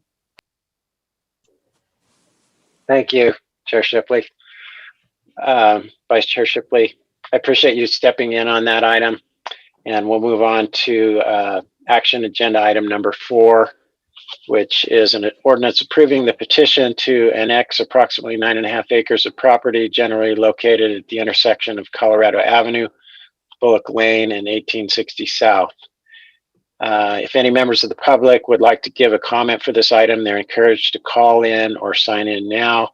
This item will be presented by Robert Mills, Planning Supervisor. Thank you, everyone. I just wanted to reintroduce this quickly and familiarize yourself with this. I think that John's bringing up some slides for us. You can go to the next one, John.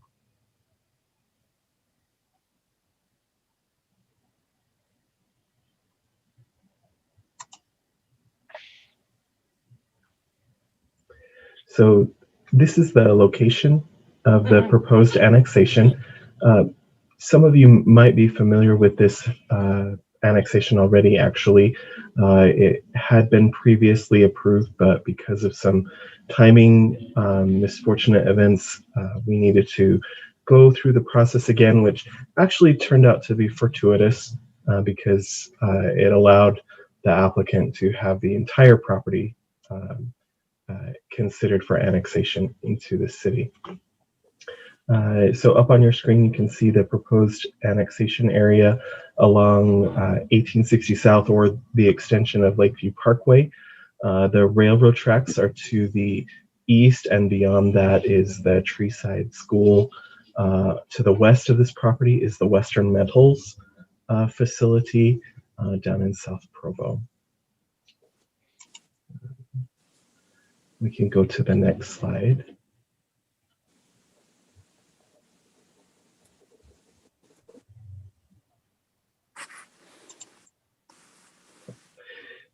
This exhibit just shows our annexation policy as it currently exists. And you can see that this property is actually within, this property was actually within the annexation area 2 of the city's proposed annexation policy. The annexation plat, there we go. Moving on to the next part, the annexation plat should come up for you again. Sorry. Currently, it's shown as two different parcels. There we go. Two different parcels. The applicant is currently working on a combined annexation plat, which will be ready to send to the Lieutenant Governor's office if the council wishes to approve this project. Staff has had the opportunity to go through, review this, and present this to the Planning Commission, which recommended that the City Council annex this portion of the county into our city because it does meet all of the requirements and is in our annexation policy plan. And the final slide that we have just shows a possible layout for what the applicant is proposing, which is a storage facility on the site.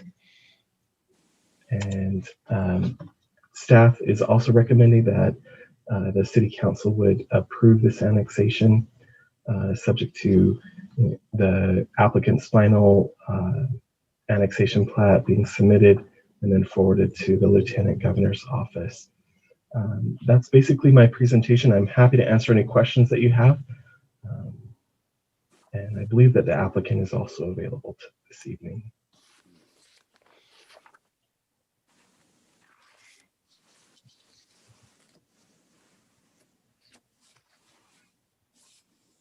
That's all I have, Chair.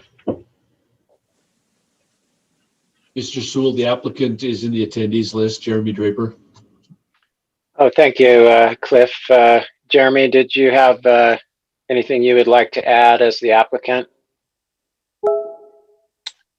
Nothing else that we need to add. Just happy to answer any questions the council may have. Thank you. Do any councilors have questions specifically for Mr. Draper?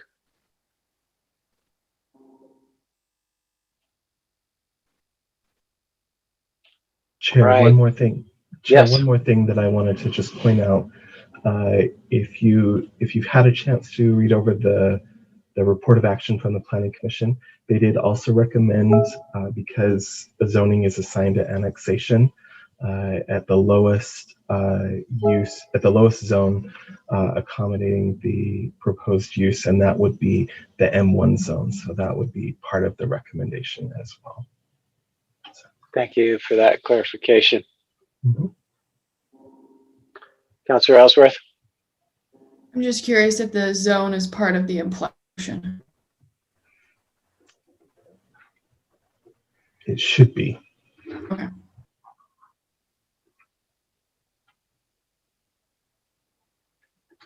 Any questions for Mr. Draper? Mr. Draper?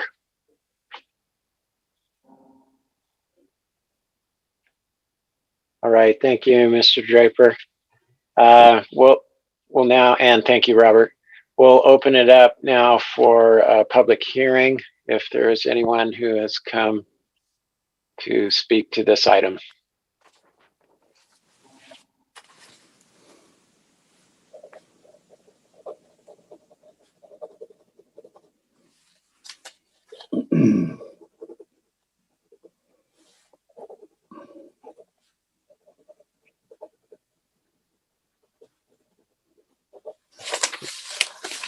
Karen, I'm not seeing anyone. Are you seeing anything? No, we only have 2 people on the line. One I know is for a different item. The phone caller, if you are hoping to speak to this item, the annexation item, please press *9 to show a raised hand. If it's for another item, you can wait for that one. And I am still not seeing anything, so I'll turn it back over to you, Mr. Sewell. Thank you, Karen. We will close public comment then and bring it back to the council for any discussion.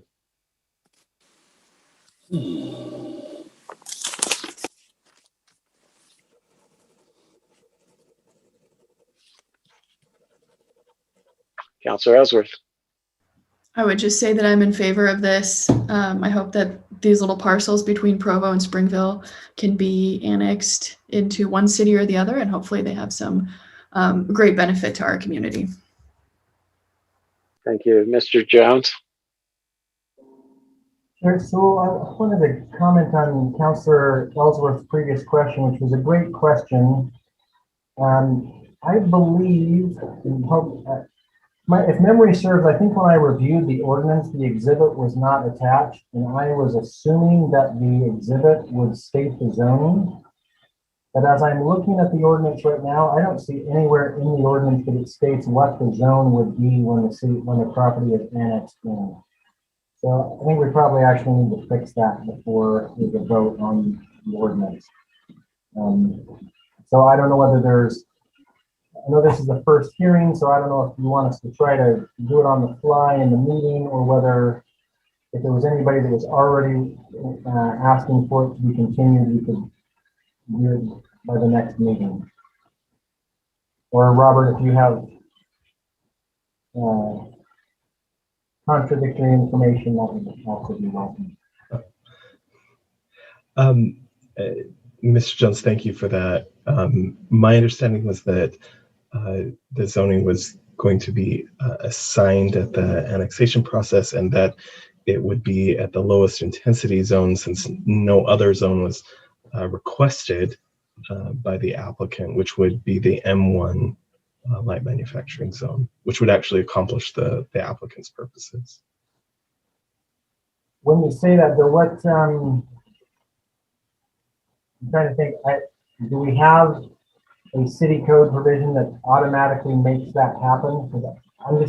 I think that's probably right as far as what the objective is, but I just don't see it anywhere in the ordinance. So I'm not sure what we would have upon annexation that automatically makes it that zone without us saying that. Would it be in the annexation policy for that area? Is that where we specify what the default zone would be?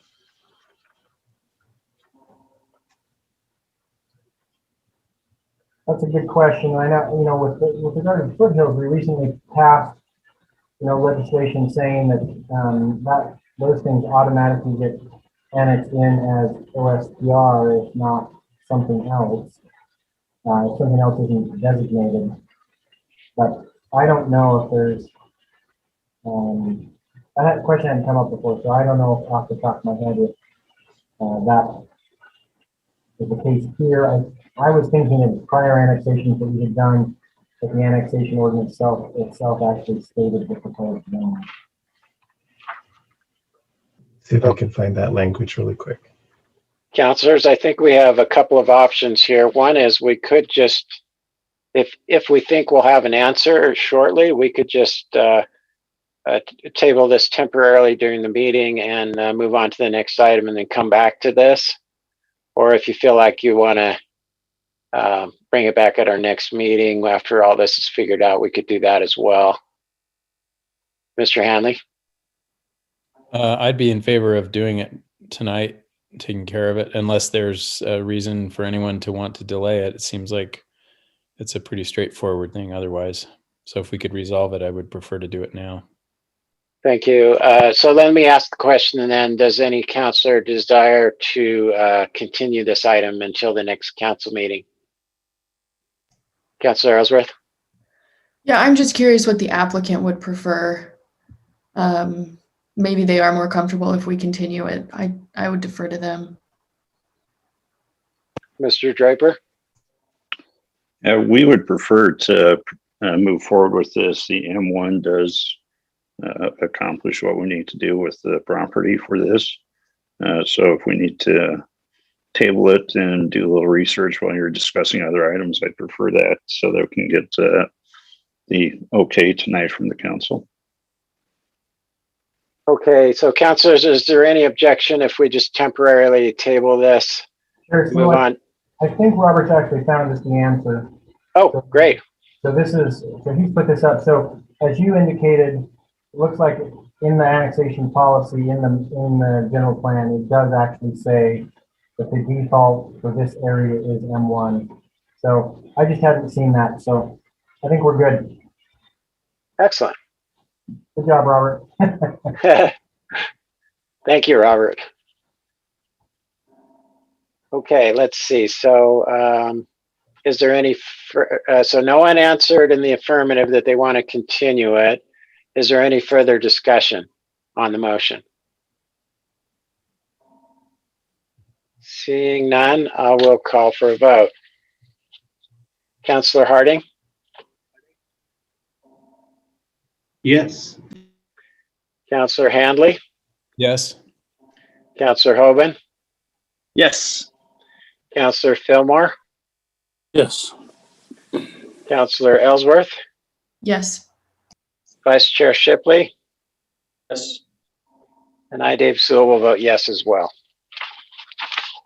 We'll now move on to action agenda item number 5, which is an ordinance amending the zone map classification of approximately 54 acres of real property, generally located at 3450 West Center Street, from A110 to M1, R18 PD, and RA. And this item will be presented by Brandon Larson, our planner. And if any members of the public would like to give a comment for this item, you're encouraged to call in or sign in now. Okay, thank you, council. Appreciate that. This is an application down on West Center Street, just paper here. So we got an application at about approximately 3700 West Center Street. And if you go to the, you can advance to the third slide. Or go one up, I'm sorry. I forgot there's no slide for the concept plan. Okay, so we're down at about 3700 North and Center Street. And we've got approximately 55 acres of land that's proposed to be rezoned. As you can see from the aerial photo, the parcels outlined in blue, they're not contiguous. At least one parcel is not contiguous with the other land. What we've got here is a proposed up on the north side of Center Street. We've got residential zoning requested, R18 PD. That's PD stands for performance development. On the south of the Center Street, we've got a proposal for M1 light industrial. And on the north, what we've got proposed with that zoning, there's a concept plan that proposes 74 dwelling units. There's 2 existing dwelling sites now. They're just going to be altered a bit with they're proposed to be enlarged a bit. To the south, the two parcels that are proposed to be M1. We could go down. Let's go down to the next slide.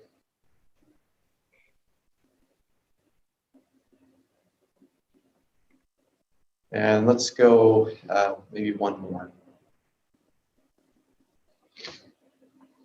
Okay, so what we've so I guess kind of getting ahead of myself here a little bit, but they're proposing 300,000 square feet of light industrial, 300 square feet of light industrial, a little bit more than 100,000 square feet would be flex space. And flex space is where you have a situation where you have kind of a storefront with a warehouse in the back. Can be an attractive place to have a business with a storefront that allows that has a good size warehousing section in the back. The proposed rezones that are requested here are in harmony not only with the general plan that you can see on your left-hand side, but also the Southwest Area Future Land Use Map. Both policy maps call for residential on the north, and they call for airport supportive uses on the south. We can go down one more slide.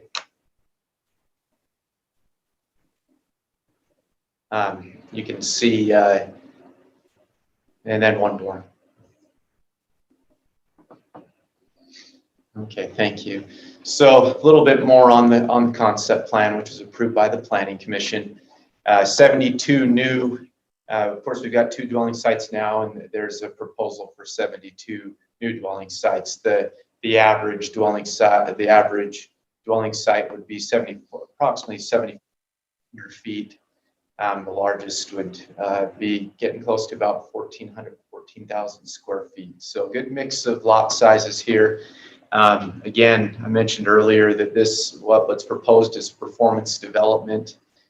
Performance development gives a developer a little flexibility in lot sizes. In return for that, there's some amenities and open space that are required to be put forth.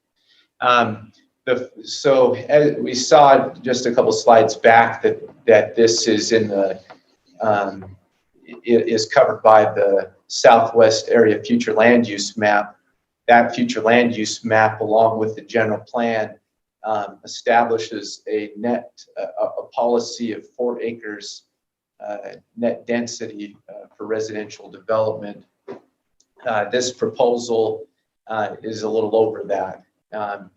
This proposal actually was submitted in 2018, in the summer of 2018, prior to the establishment of that policy, and staff feels staff is supportive of that higher acreage, considering the fact that it was submitted prior to the establishment of the policy. We also feel that that we've got a good mix of lots here, and not only that, the applicants proposing some nice amenities around the river that we think would be a benefit not only to the residents of the development, but potentially to citizens of Provo, if that happens to be dedicated. So a few things that, I guess a few more things. There was, again, the Planning Commission approved the concept plan. The concept plan was approved with the condition that the Planning Commission wanted to see 3 additional things in the development agreement. Development agreement currently, a development agreement was proffered quite a while ago, and that development agreement basically has one really just one substantial provision in it that makes it different from other development agreements, and that provision is that simply a final plat couldn't be recorded until there were utilities to support the development. And so that's really all that's in that development agreement. That's the reason why there is a development agreement, to ensure that the final plat for this development wouldn't record until there were utilities. The Planning Commission asked for a few more things to be considered in relation to a development agreement. They wanted to possibly wanted to work with they wanted the city to work with the applicant to consider fencing types along the river. They wanted consideration given to the applicant dedicating. There's the applicant's proposing 5 acres of open space along the Provo River on the west and north of the development. They wanted consideration given to that being dedicated to the city, and then also 3 access points to the river being added to the development on the west, north, and east. And so those are some things that the planning. That's really the one condition the Planning Commission had in relation to both the rezone and the concept plan. Staff is very supportive of this proposal. We feel like it's a great thing to have an application like this that proposes one family lots. We've had a lot of apartments and townhomes approved in this city, and some might argue that there's an imbalance of housing types in the city, and so this would certainly help to give us some additional housing, one-family housing, especially in a market that's really, frankly, desperate for single-family homes. Neighborhood support is strong, and again, staff would recommend approval of this proposal to the city council. And I'm definitely here to answer any questions that you may have. Councilor Ellsworth. You're muted. Darn it. Okay, thanks. I'm curious if you can indicate to me where the 5 acres that may be deeded to the city is. Yeah, it's this area. I don't know. Well, yeah, actually, you can't see my cursor. Sorry. It's just on the north of the residential development and on the west. You can kind of see a trail. There's a trail. Yes, that's it. It's that area there, and then coming down on the west side as well. There's approximately 5.5 acres there.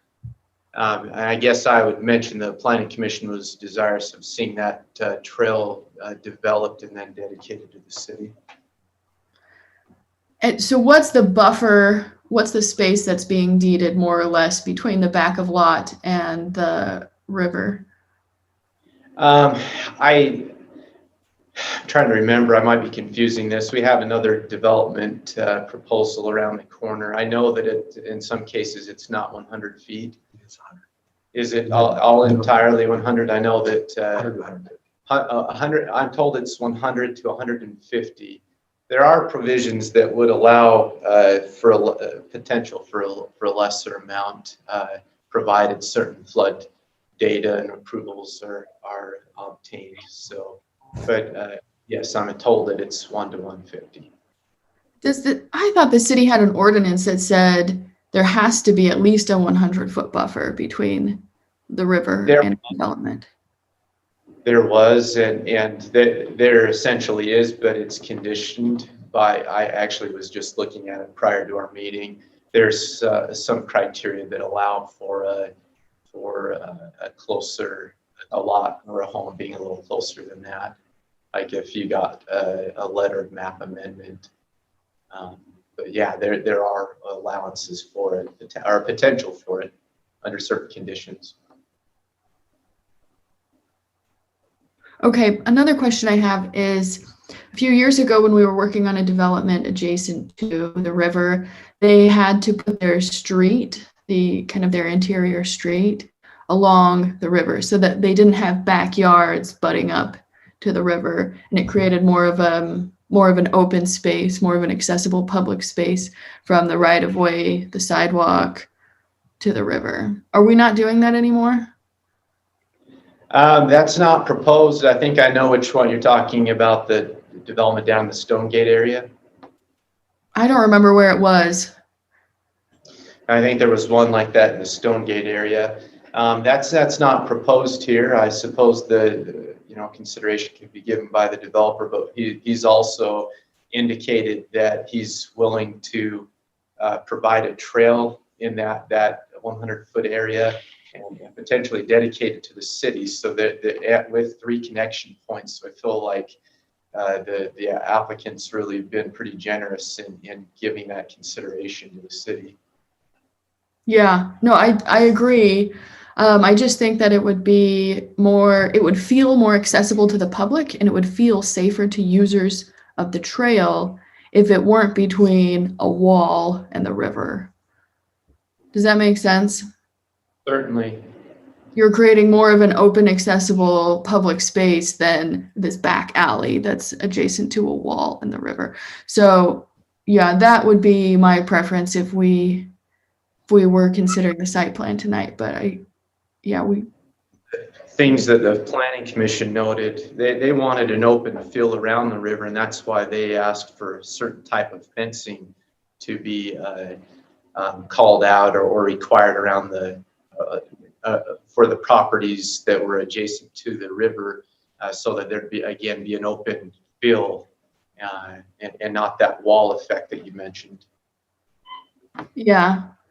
Yeah, I think that would be great if it's enforced. Unfortunately, a lot of times homeowners will buy these and then the second homeowner will change the fencing type and no one will enforce on it. So in the future, I think it would be ideal if we did orient the right of way closer to the river so that people did feel safer and felt more open, more daylighted, safer for those who are using the trail. Yeah, I can see the value in that. We could certainly see if the developer was interested in entertaining that idea. Councillor Hanley. Yeah, I don't know if it's relevant to this question, but it seems to me that this part of the river is going to have a reduction in the water flow that's pretty significant when the delta goes in, as I recall. That's not going to change the shape though, right? That's not my understanding. Yeah, I've heard that this will actually be reduced because of the Delta project. I hear there will be about 10 CFS in this part of the river. But apparently, according to Public Works, there'll still the water level really won't be affected here. They want to keep the water level up to ensure recreational opportunities.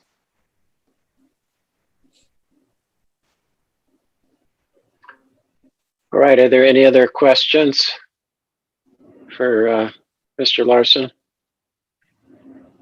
Mr. Larson, do we have an applicant representative that wants to add anything? Yeah, he's sitting next to me, and I think he does wish to address the council.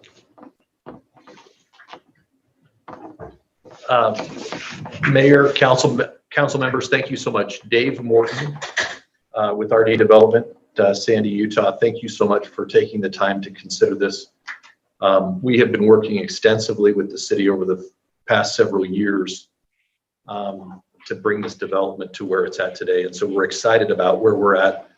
I think that one of the exciting things that we're doing is that the lot sizes, we've been also extensively working, we back up also with Jonathan Hill, who is the neighborhood chair for this area, and worked with him for months, understanding the concerns of the neighbors in this area to make certain that we had a development that worked for them as well. And which is what you see before you today. I believe at the time it was the only development in this area that had been approved, and it was unanimously approved by the neighbors.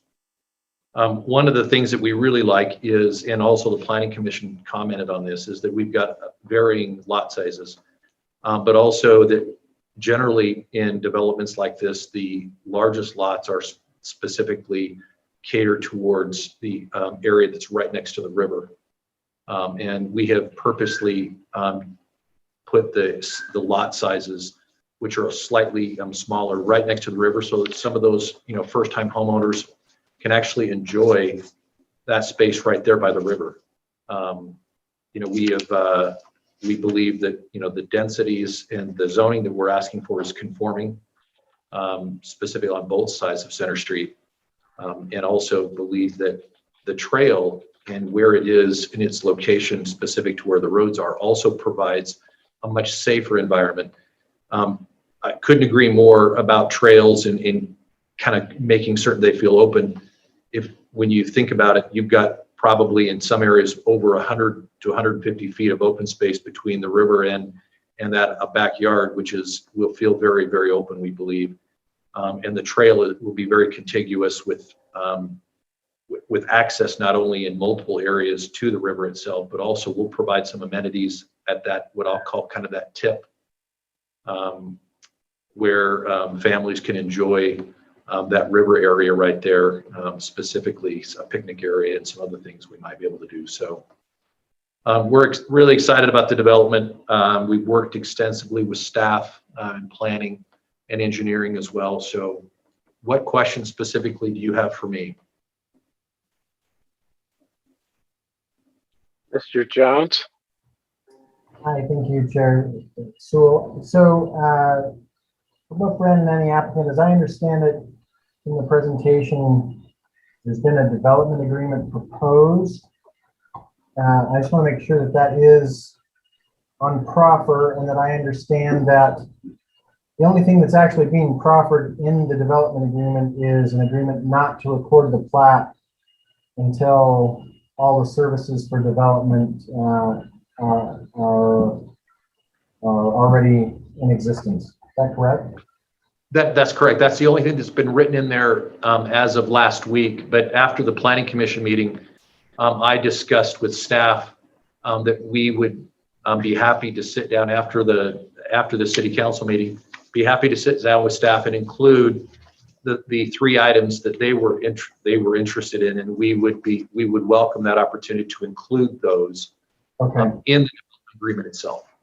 Okay, so I don't know if they talked to you about this, so that you're aware. Our normal procedure for doing it that way probably means that this would need to be, if the council is interested in those same things being in the development agreement, that probably means the item needs to be continued tonight until the next meeting, because typically we have a special version of the ordinance that refers to the development agreement, and we need to have some way of documenting what the development agreement authorization from the council to the mayor is. If that makes sense. Yeah. Thank you, Brian. Yes, and we understand that. I think the reason that we wanted to be in front of you before that is to make certain that there wasn't anything else, or to make certain that these were the items that the council was also interested in as well. And so we didn't want to have to go back and forth on the development agreement with staff and then find out that those items were not important to the city council. So I think that was the reason that we wanted to do it this way. But thank you for that, Brian.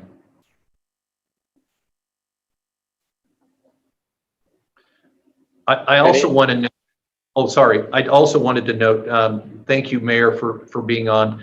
The mayor has been good enough to meet with us as well as the landowner, and has been very helpful through this process. So Mayor Kafusi, thank you so much for all of your efforts as well to get us to this point. Are there any other questions for the applicant? If not, then we'll move on to comment from the neighborhood chair, and then public comment after that. Hello, everyone. Good evening. It's great to be with you guys, at least virtually, talk about this. As was mentioned a couple times, this project has been kind of in the works for a long time here. We as a neighborhood first saw this plan 2.5 years ago. We had a neighborhood meeting at the time. Development was just starting to get proposed out here. We had several higher density proposals come to the far west end of the west side. And the neighbors had resoundingly rejected those plans over concerns of traffic flow, feel of the neighborhood, and kind of the overall changes that would bring. However, when this came, as they mentioned, they worked with us. They modified their plan a couple times to match what the neighborhood was looking for. And then when it finally went to a neighborhood meeting, the neighborhood fully supported it. A few people abstained, but nobody voted against it. Everybody that voted for this plan. That was 2.5 years ago. So in the meantime, there were sewerage connections issues that delayed it. And then because of deadlines, et cetera, they pushed forward to a planning commission, and before we could have another meeting. However, we were meeting about another development, so I re-presented it to the neighborhood just to see if any feelings had changed. And once again, the neighborhood was very supportive of it. We feel like this is the right development for this area. It fits the Southwest plan. It fits the existing feel of the area.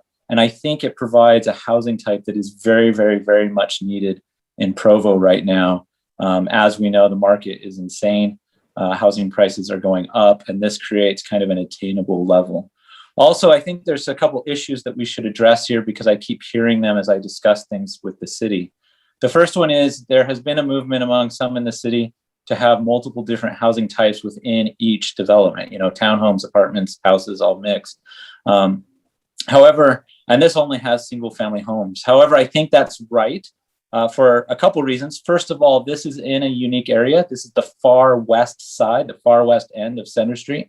It is very far from any amenities such as stores, public transportation, businesses downtown, the parks, those kinds of things. And so in those types of neighborhoods, you need to have more spread out homes with their own backyards, things like that. When you live in an apartment, you need to be close to grocery, you need to be close to public transportation, and we just can't provide that out there. The other thing is to think about context here. This is actually one of 3 developments that's kind of in the works in our area. This one provides kind of 6,000 to 8,000 square foot lots, medium-sized homes. It has the nice river kind of front trail area.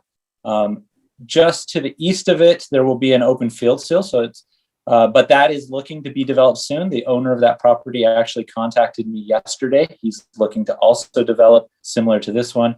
And then just east of that is the other development that we just had a meeting on that you guys will see. And that one provides larger kind of quarter-acre lots, 10 to 12,000 square foot lots, higher end homes, and kind of an upper end feel. And then you take that and you combine it with the rezone that you recently approved of the Smith's Lot area around the corner of Geneva and Center Street, which is also in our neighborhood. And that one will be MDR, so it will have more townhomes and apartments in it. So across the neighborhood, we are getting all types of housing units in our area. And I think that's the kind of scale that we want to see it. Also, some context on that trail. Yes, it is behind homes. That is actually very typical in our area. If you look at other existing neighborhoods, the trail is also behind fences, behind homes. However, like it does here, they have a 100-foot buffer between the edge of the river and those homes. And it does not feel tight. It does not feel claustrophobic because of the amount of space. In fact, it creates enough space that often when you're on the trail, you forget that you're right next to a neighborhood because of all the growth along the river. And so I think it's a good development. I think it's a strong development and the kind of thing that we want to see on the west side. And like the others, I'm happy to answer any questions from a neighborhood point of view. Just for the record, Jonathan, can you state your name and city of residence? Yes, Karen, I'm Jonathan Hill, Provo resident. Thank you. And I also want to note, we did put this up on Open City Hall and did not receive any additional input other than what Jonathan described from his neighborhood meeting. All right, thank you, Jonathan. Were there any questions for Mr. Hill? If not, then we'll move on to public comment and open the public hearing. I don't see anyone on, but I'll say a few things, and if anyone was wanting to comment, they can jump on right away. The information is showing there on the screen.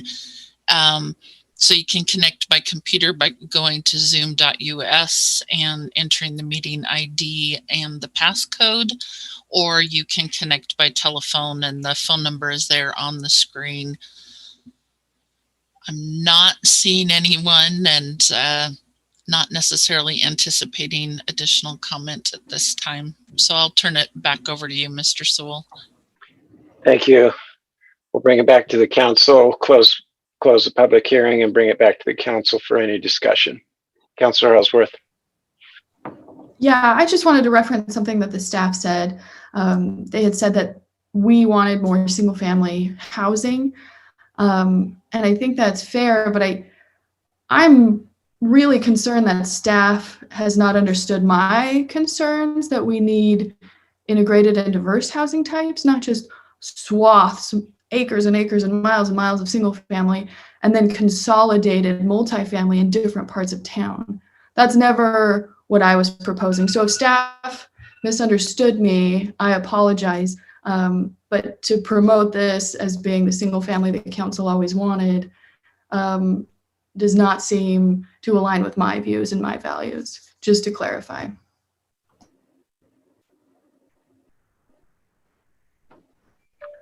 Is there any further discussion among the council? Does any council member desire to consider this item again at the next council meeting? Councilor Harding. Sorry, I was on the wrong screen trying to find my how to raise my hand. I would like to consider this at the next meeting. I would like an opportunity to perhaps meet with development services and just try to understand kind of where the gap is in my understanding from what I thought I understood that they said previously. So I would like to request that. And then also, I just wanted to, at this point, if it is going to be continued for 2 weeks, just mention that that the concerns that the Planning Commission had and suggested might be included in the development agreement, those are concerns that I have, and I would like to see something like that. I don't know if I could vote to approve if that wasn't something that was proffered. And I also wanted to say that I think there is a lot to like with this proposal, and I appreciate the developer's willingness to consider allowing that riverfront to be owned and managed by the city. I think that's a great thing for both the future residents of this development as well as broader city residents. So I appreciate that, and look forward to continuing this conversation. Councilor Shipley. Yeah, I don't know what, how we proceed now that it's officially been continued, but I was just going to add that I think it might make sense for us to discuss about other additions that might need to go into the development agreement, since, when we bring it back, we want a development agreement that already has those to be able to vote on. So, yeah, Chair Sewell, I guess I'm just asking, like, do we still have an opportunity in this right now to discuss other things that we might want to see in that development agreement, or does this automatically end the discussion? No, it does not end discussion, and you're welcome to express any things that you think would be important to have in a development agreement. So as a follow-up to that, I think if there was an opportunity for the developer to create the type of space that Councilor Ellsworth has been referring to, where we have something that's a little more open and basically prevents a neighbor, an owner, a homeowner there from building whatever kind of fence later on, that backs up to this trail or backs up to the river, I think is worth considering, even if it's for a segment. And then the other thing that I guess I'm unclear on is in the development agreement that the Planning Commission is asking for, when they talk about having, a certain amount of open space, a trail system, how specific do those get, and how much flexibility does the developer have to put that wherever on this development that they would like? I mean, does it specify where exactly those elements are going to be, or does it just say the developer needs to integrate those somewhere? The developer, I don't know if you can go back to my slides. There's, I think the slide right before the concept plan, I think I might be able to open up a more zoomed in. You can open that up. There's a link on one of these pages. Yeah, if you maybe go back to that one, actually. There's a link on that page. If you click on, go down 2 more, I'm sorry. Click on, and 1 more. If you click on 72, it'll open up another, it may open up another link. It's not here, potentially. I'm sorry, but what it is if you could see the zoomed in, this residential area zoomed in, you would see a picnic area up here on the very north end where you've got kind of the very northwest corner where you have the highest point of the river, or the point of the river where, there you go. You can see a picnic area there at the kind of the pop out there on the north.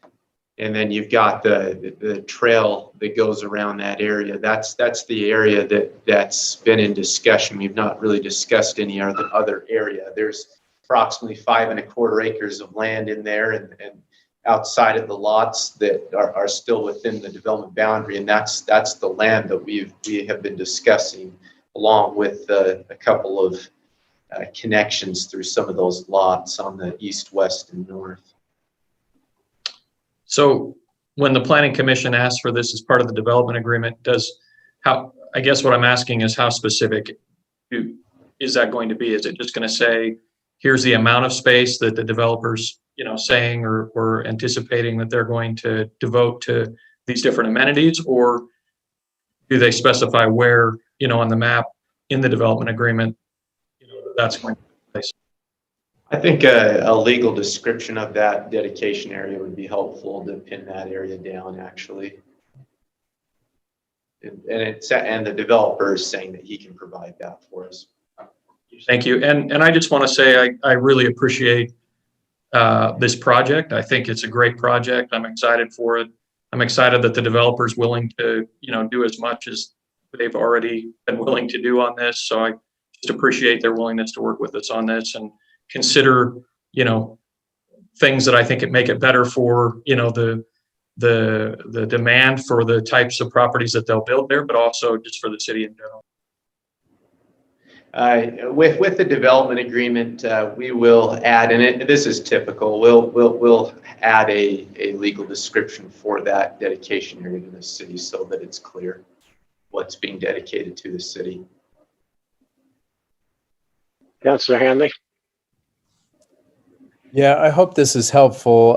This is kind of a broader philosophical issue for the council to be thinking about going forward here. But as I'm reading and learning about, how cities grow, big developments in big open undeveloped areas like this, they sound like a really great economic opportunity, but we ought to be clear that this is actually, over the long haul, going to cost us more than it's going to bring into the city. And if we're growing out in the West like this, we've got to be really aggressive about infill developments and creative ways to find housing opportunities in areas where we already have developed, because this is a big decision to develop in the West. And I know that a lot of it's already well underway, but as we do that, we really have to be thoughtful and aggressive about making sure that we do the more economically sound forms of growth and development in our more concentrated areas at the same time.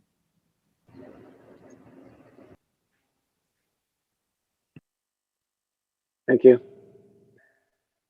Is there any other discussion by the council? All right, seeing none, we'll pick this up at our next meeting in April, and we'll move on to the next item, which is an applied motion on an ordinance enacting Provo City Code, Chapter 9.81, Carterville parking area. If any members of the public would like to give a comment for this item, they're encouraged to call in or sign in now. And this item will be presented by Javin Weaver, our planner. And John, can you share my screen, please? I meant to send you the presentation. I apologize. Can you share my screen? Yes.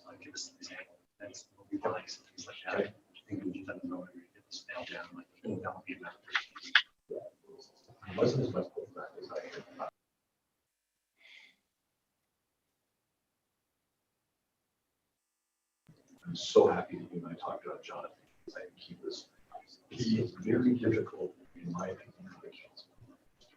I'm hearing some background noise from somewhere. Can I share my screen? Who's controlling that? We're working on it, Javin. Okay. Thank you. Yeah, Jevin, we've made you a co-host. There you go. We see it. Thank you. Right, just to recap from where we were. So last time we met was on January 19th. You decided, Council, you created a resolution of intent to create a parking permit program within the Carterville area. Since then, the text of the parking permit area was created in 9.81, which includes the boundaries, the permit area boundaries, the on-street parking restrictions, enforcement of parking restrictions, and eligibility for it. Other parts of the parking permit areas are covered within section 9.80. That would include visitor passes and other eligibility things within that section. Primarily 9.81 covers just the location and days that it would be valid, such as holidays. Staff sent notice to all of the property owners and residents within the neighborhood. Staff has not heard back from any resident or property owner within the neighborhood since the notices were sent out. They were sent out on February 23rd. Staff is proposing the permit area still for 1625 north between 2nd and 3rd west and 300 west between 1500 north and 1625 north with a fee of $100. Staff is happy to answer any questions.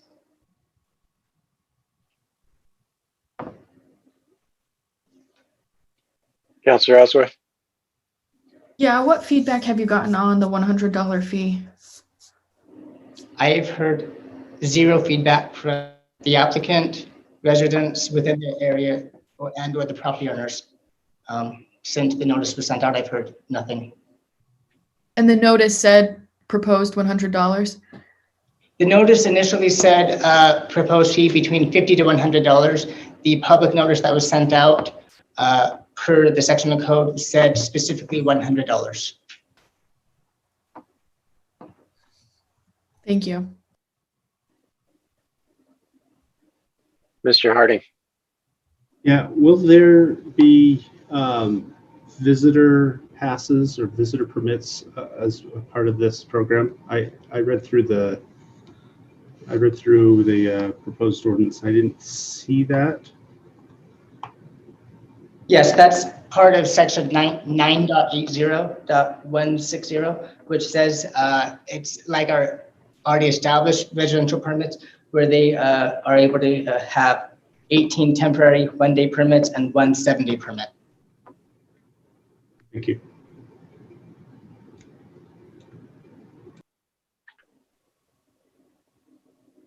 Any other questions for Mr. Weaver?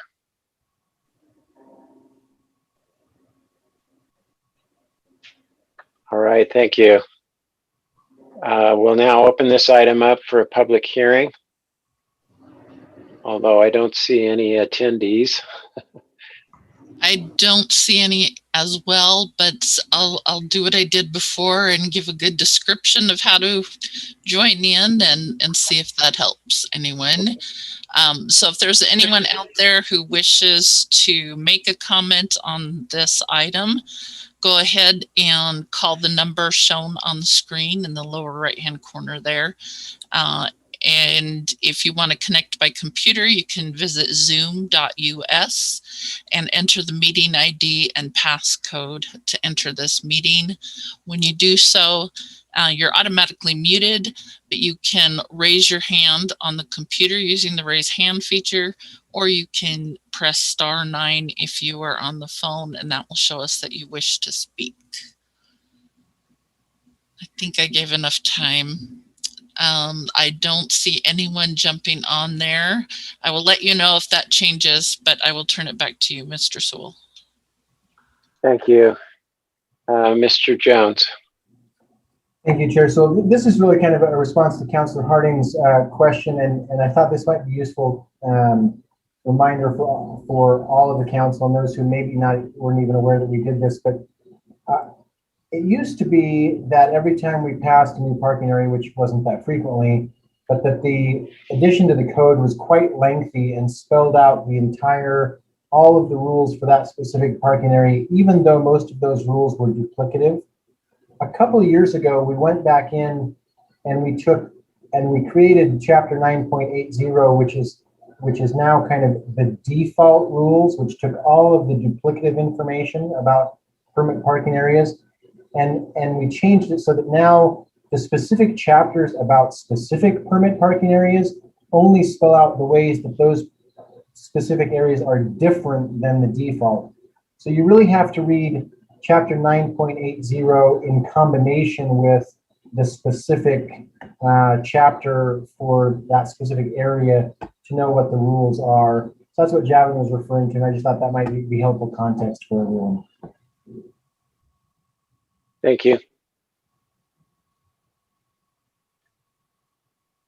All right, seeing as how we've closed the public hearing, we'll bring it back to the council for any discussion. Mr. Hanley.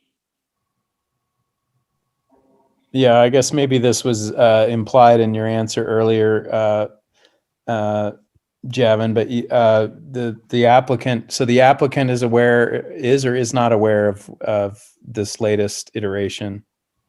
The applicant is aware. I contacted her after the intent of resolution was passed and sent her an email. I then contacted her on the 16th of March and sent her another email saying when this date was, when this was coming back to council with the draft of the ordinance text. I have had zero communication from her since I have contacted her. There's zero response. Okay. Mr. Hardy. I guess I have,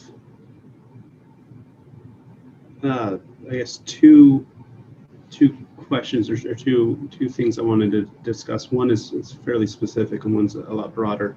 The more specific one is, if I read it correctly, only permitted vehicles can park on the street between 11 p.m. and 6 a.m. Monday through Saturday. And so I guess I'm trying to understand what exactly that looks like, say on Saturday night. Would permitted parking only permitted vehicles could park there between 11 and midnight? So there's just a 1 hour block there that non-permitted vehicles are prohibited? Is that how that would? Technically, as recommendation is yes, in response to, as you presented, that the applicant wanted Sundays to be a day that there was no permit required. So a family could come visit and not utilize their visitor passes. And so, as you said in your email, I think potentially altering that to fulfill that goal that the applicant had would be a better avenue. Okay, thank you.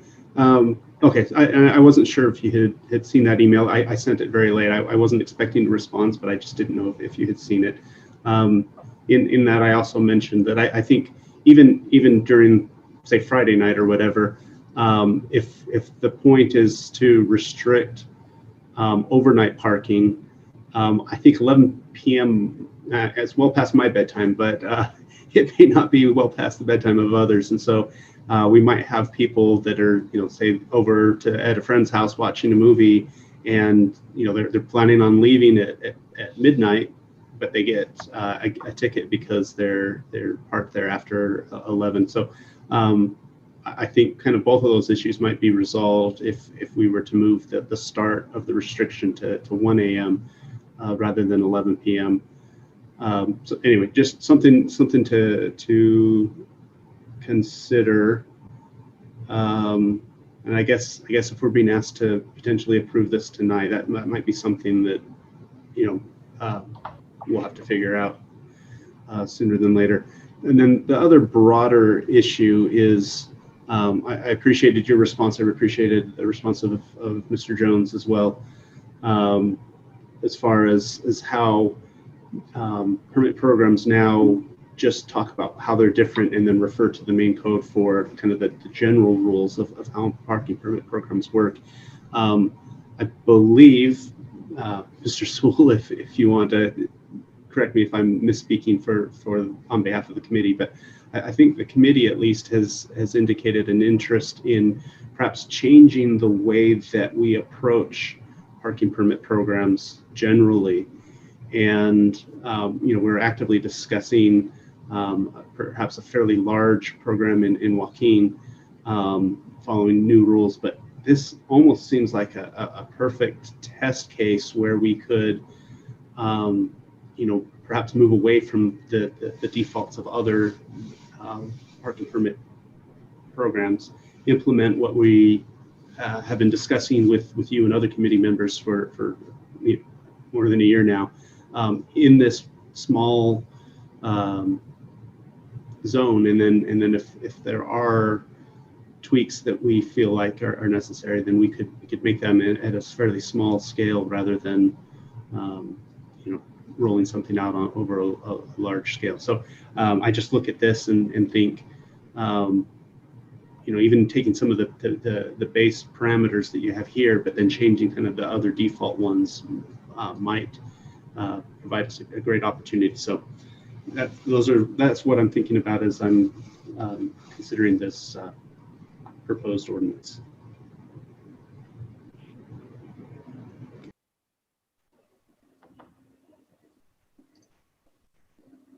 Are there other comments from councilors?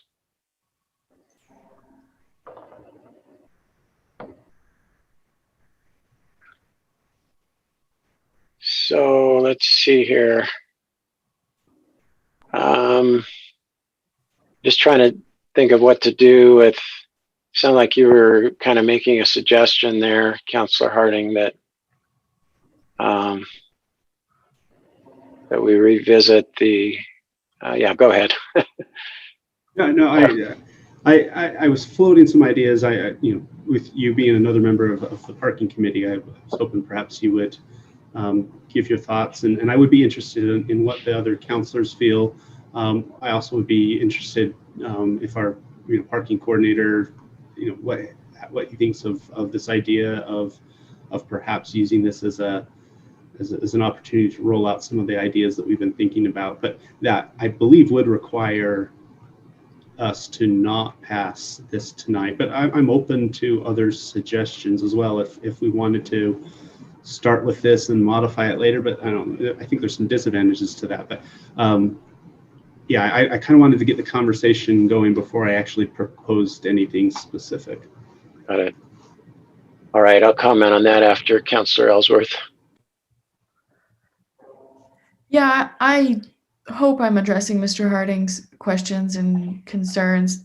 I think I would be in favor of reconsidering this or continuing it another day. I think there's enough internal conversations going on about parking and our goals and our trajectory around parking that I'd feel comfortable delaying this even 6 months, right? If we're gonna go in a different direction, if we're hiring someone, et cetera, I'd rather wait so that we're not creating something that could inhibit our success in the future. But I'm open to pushback and feedback on that. I just don't want to put the cart before the horse. Thank you, Councilor Ellsworth. I feel the same, and I think I'm on the same page with Councilor Harding that ideally this probably would be a good place to sort of roll out a new model, a new paid on-street parking model that would be more flexible than, this is kind of a binary model where you either buy a permit or you don't. And a paid on-street parking model could really help us fine-tune things and allow us to get the supply and demand tuned just right, and only charge the minimum that we need to accomplish that. So, Councilor Hanley. Yeah, I that makes sense to me. I guess I'm just feeling very both concerned and a little bit mystified by. I mean, I'm concerned about the applicant's interest in this because we've been really slow on this, and we've passed this around so many times that if we're going to reinvent this now, it seems like I would rather pick another project to do it than this one. Because I'm just wanting to be sensitive to their needs, and I know that for maybe pre-COVID it was pretty desperate actually, and so I was trying to move this along a long time ago.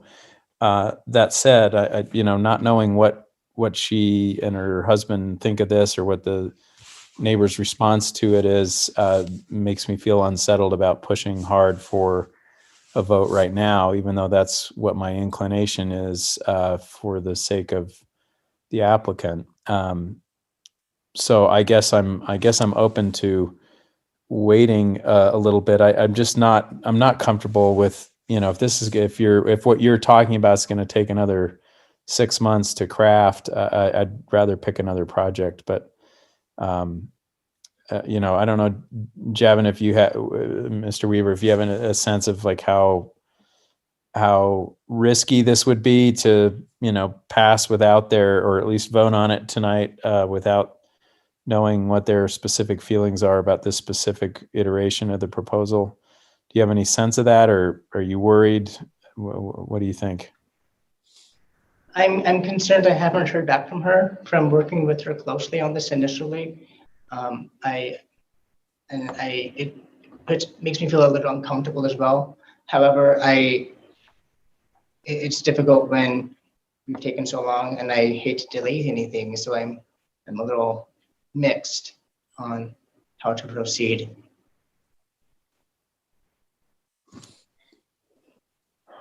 Yeah, I guess I'm obviously just one voice here, but I think I would prefer to get some feedback. The silence may have an explanation, and I don't know what it is. I'm sorry. No, go ahead. I've also talked with parking enforcement, asking if they've heard back or had any requests from her for things within the area, and they've continued to monitor it, but they have not had any requests from the applicant.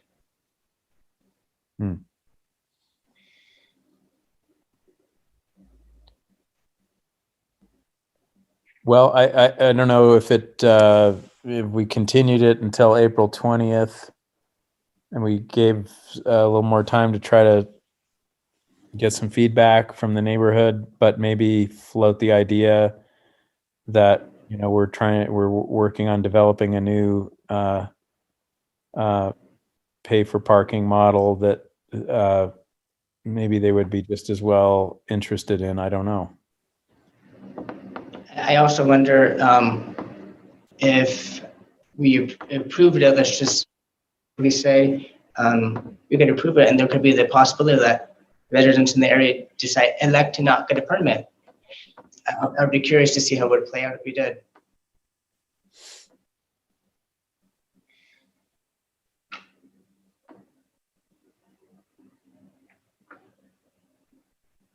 Yeah, I could go either way on this.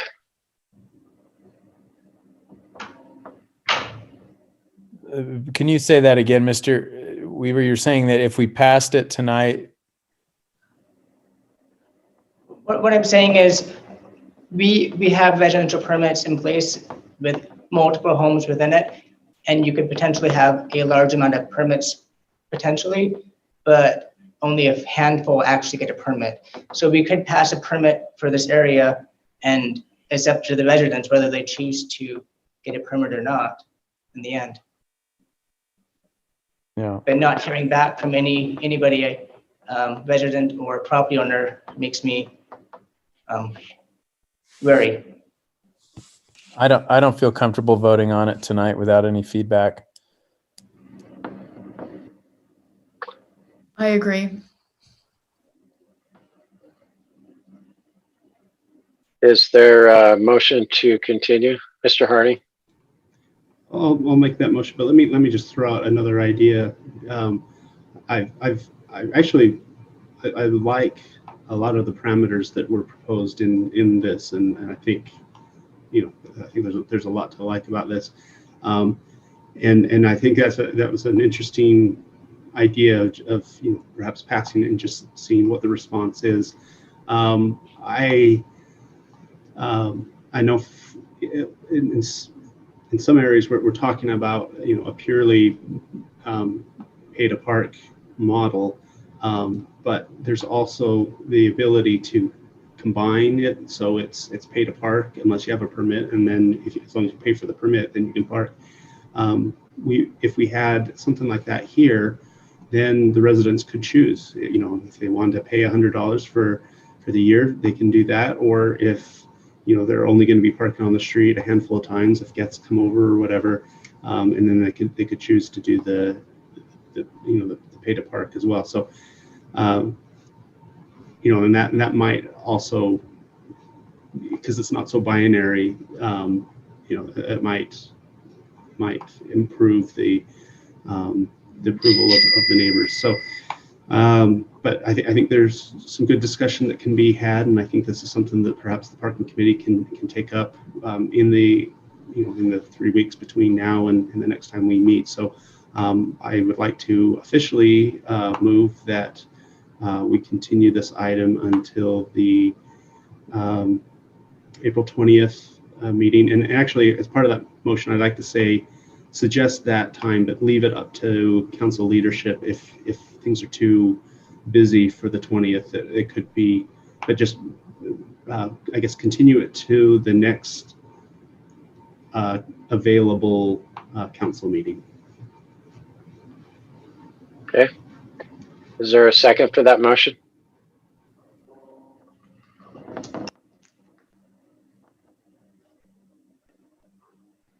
I'll second.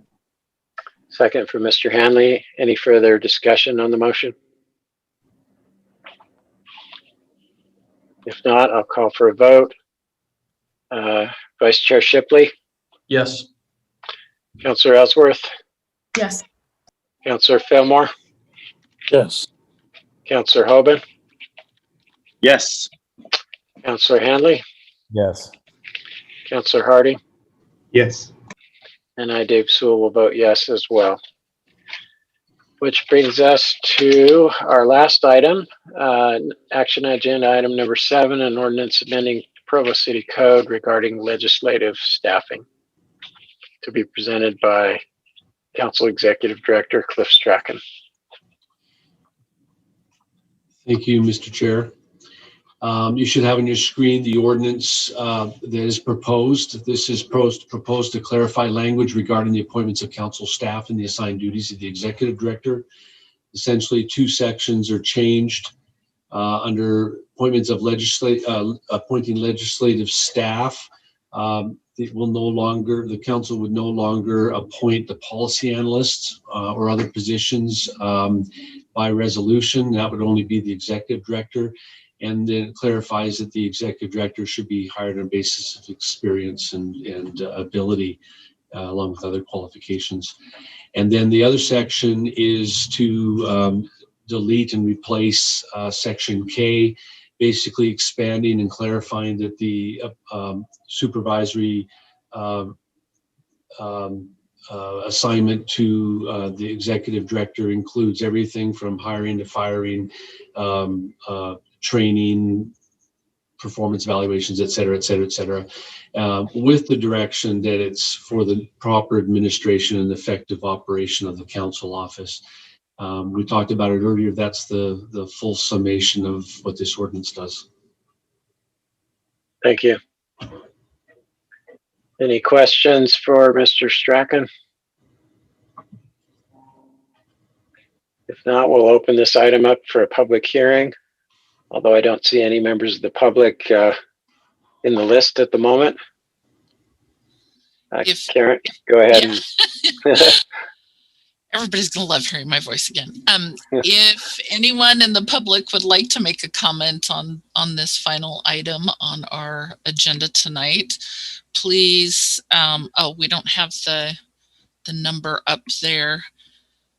John, can we get that up there? But it's also, if you're watching this on YouTube or Facebook, we have also provided this information with the video.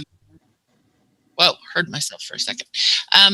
If you want to participate by phone, you can call the number provided and use the meeting ID and passcode, or you can visit zoom.us and enter the meeting ID and passcode there to participate on your computer. And I'm still not seeing anyone. I feel comfortable moving on. I think they had all night to join. All right. Thank you. We'll bring it back to the council for any further discussion. Not seeing any hands, so I will call for a vote. Councillor Harding? Yes. Councillor Hanley? Yes. Councillor Hoban?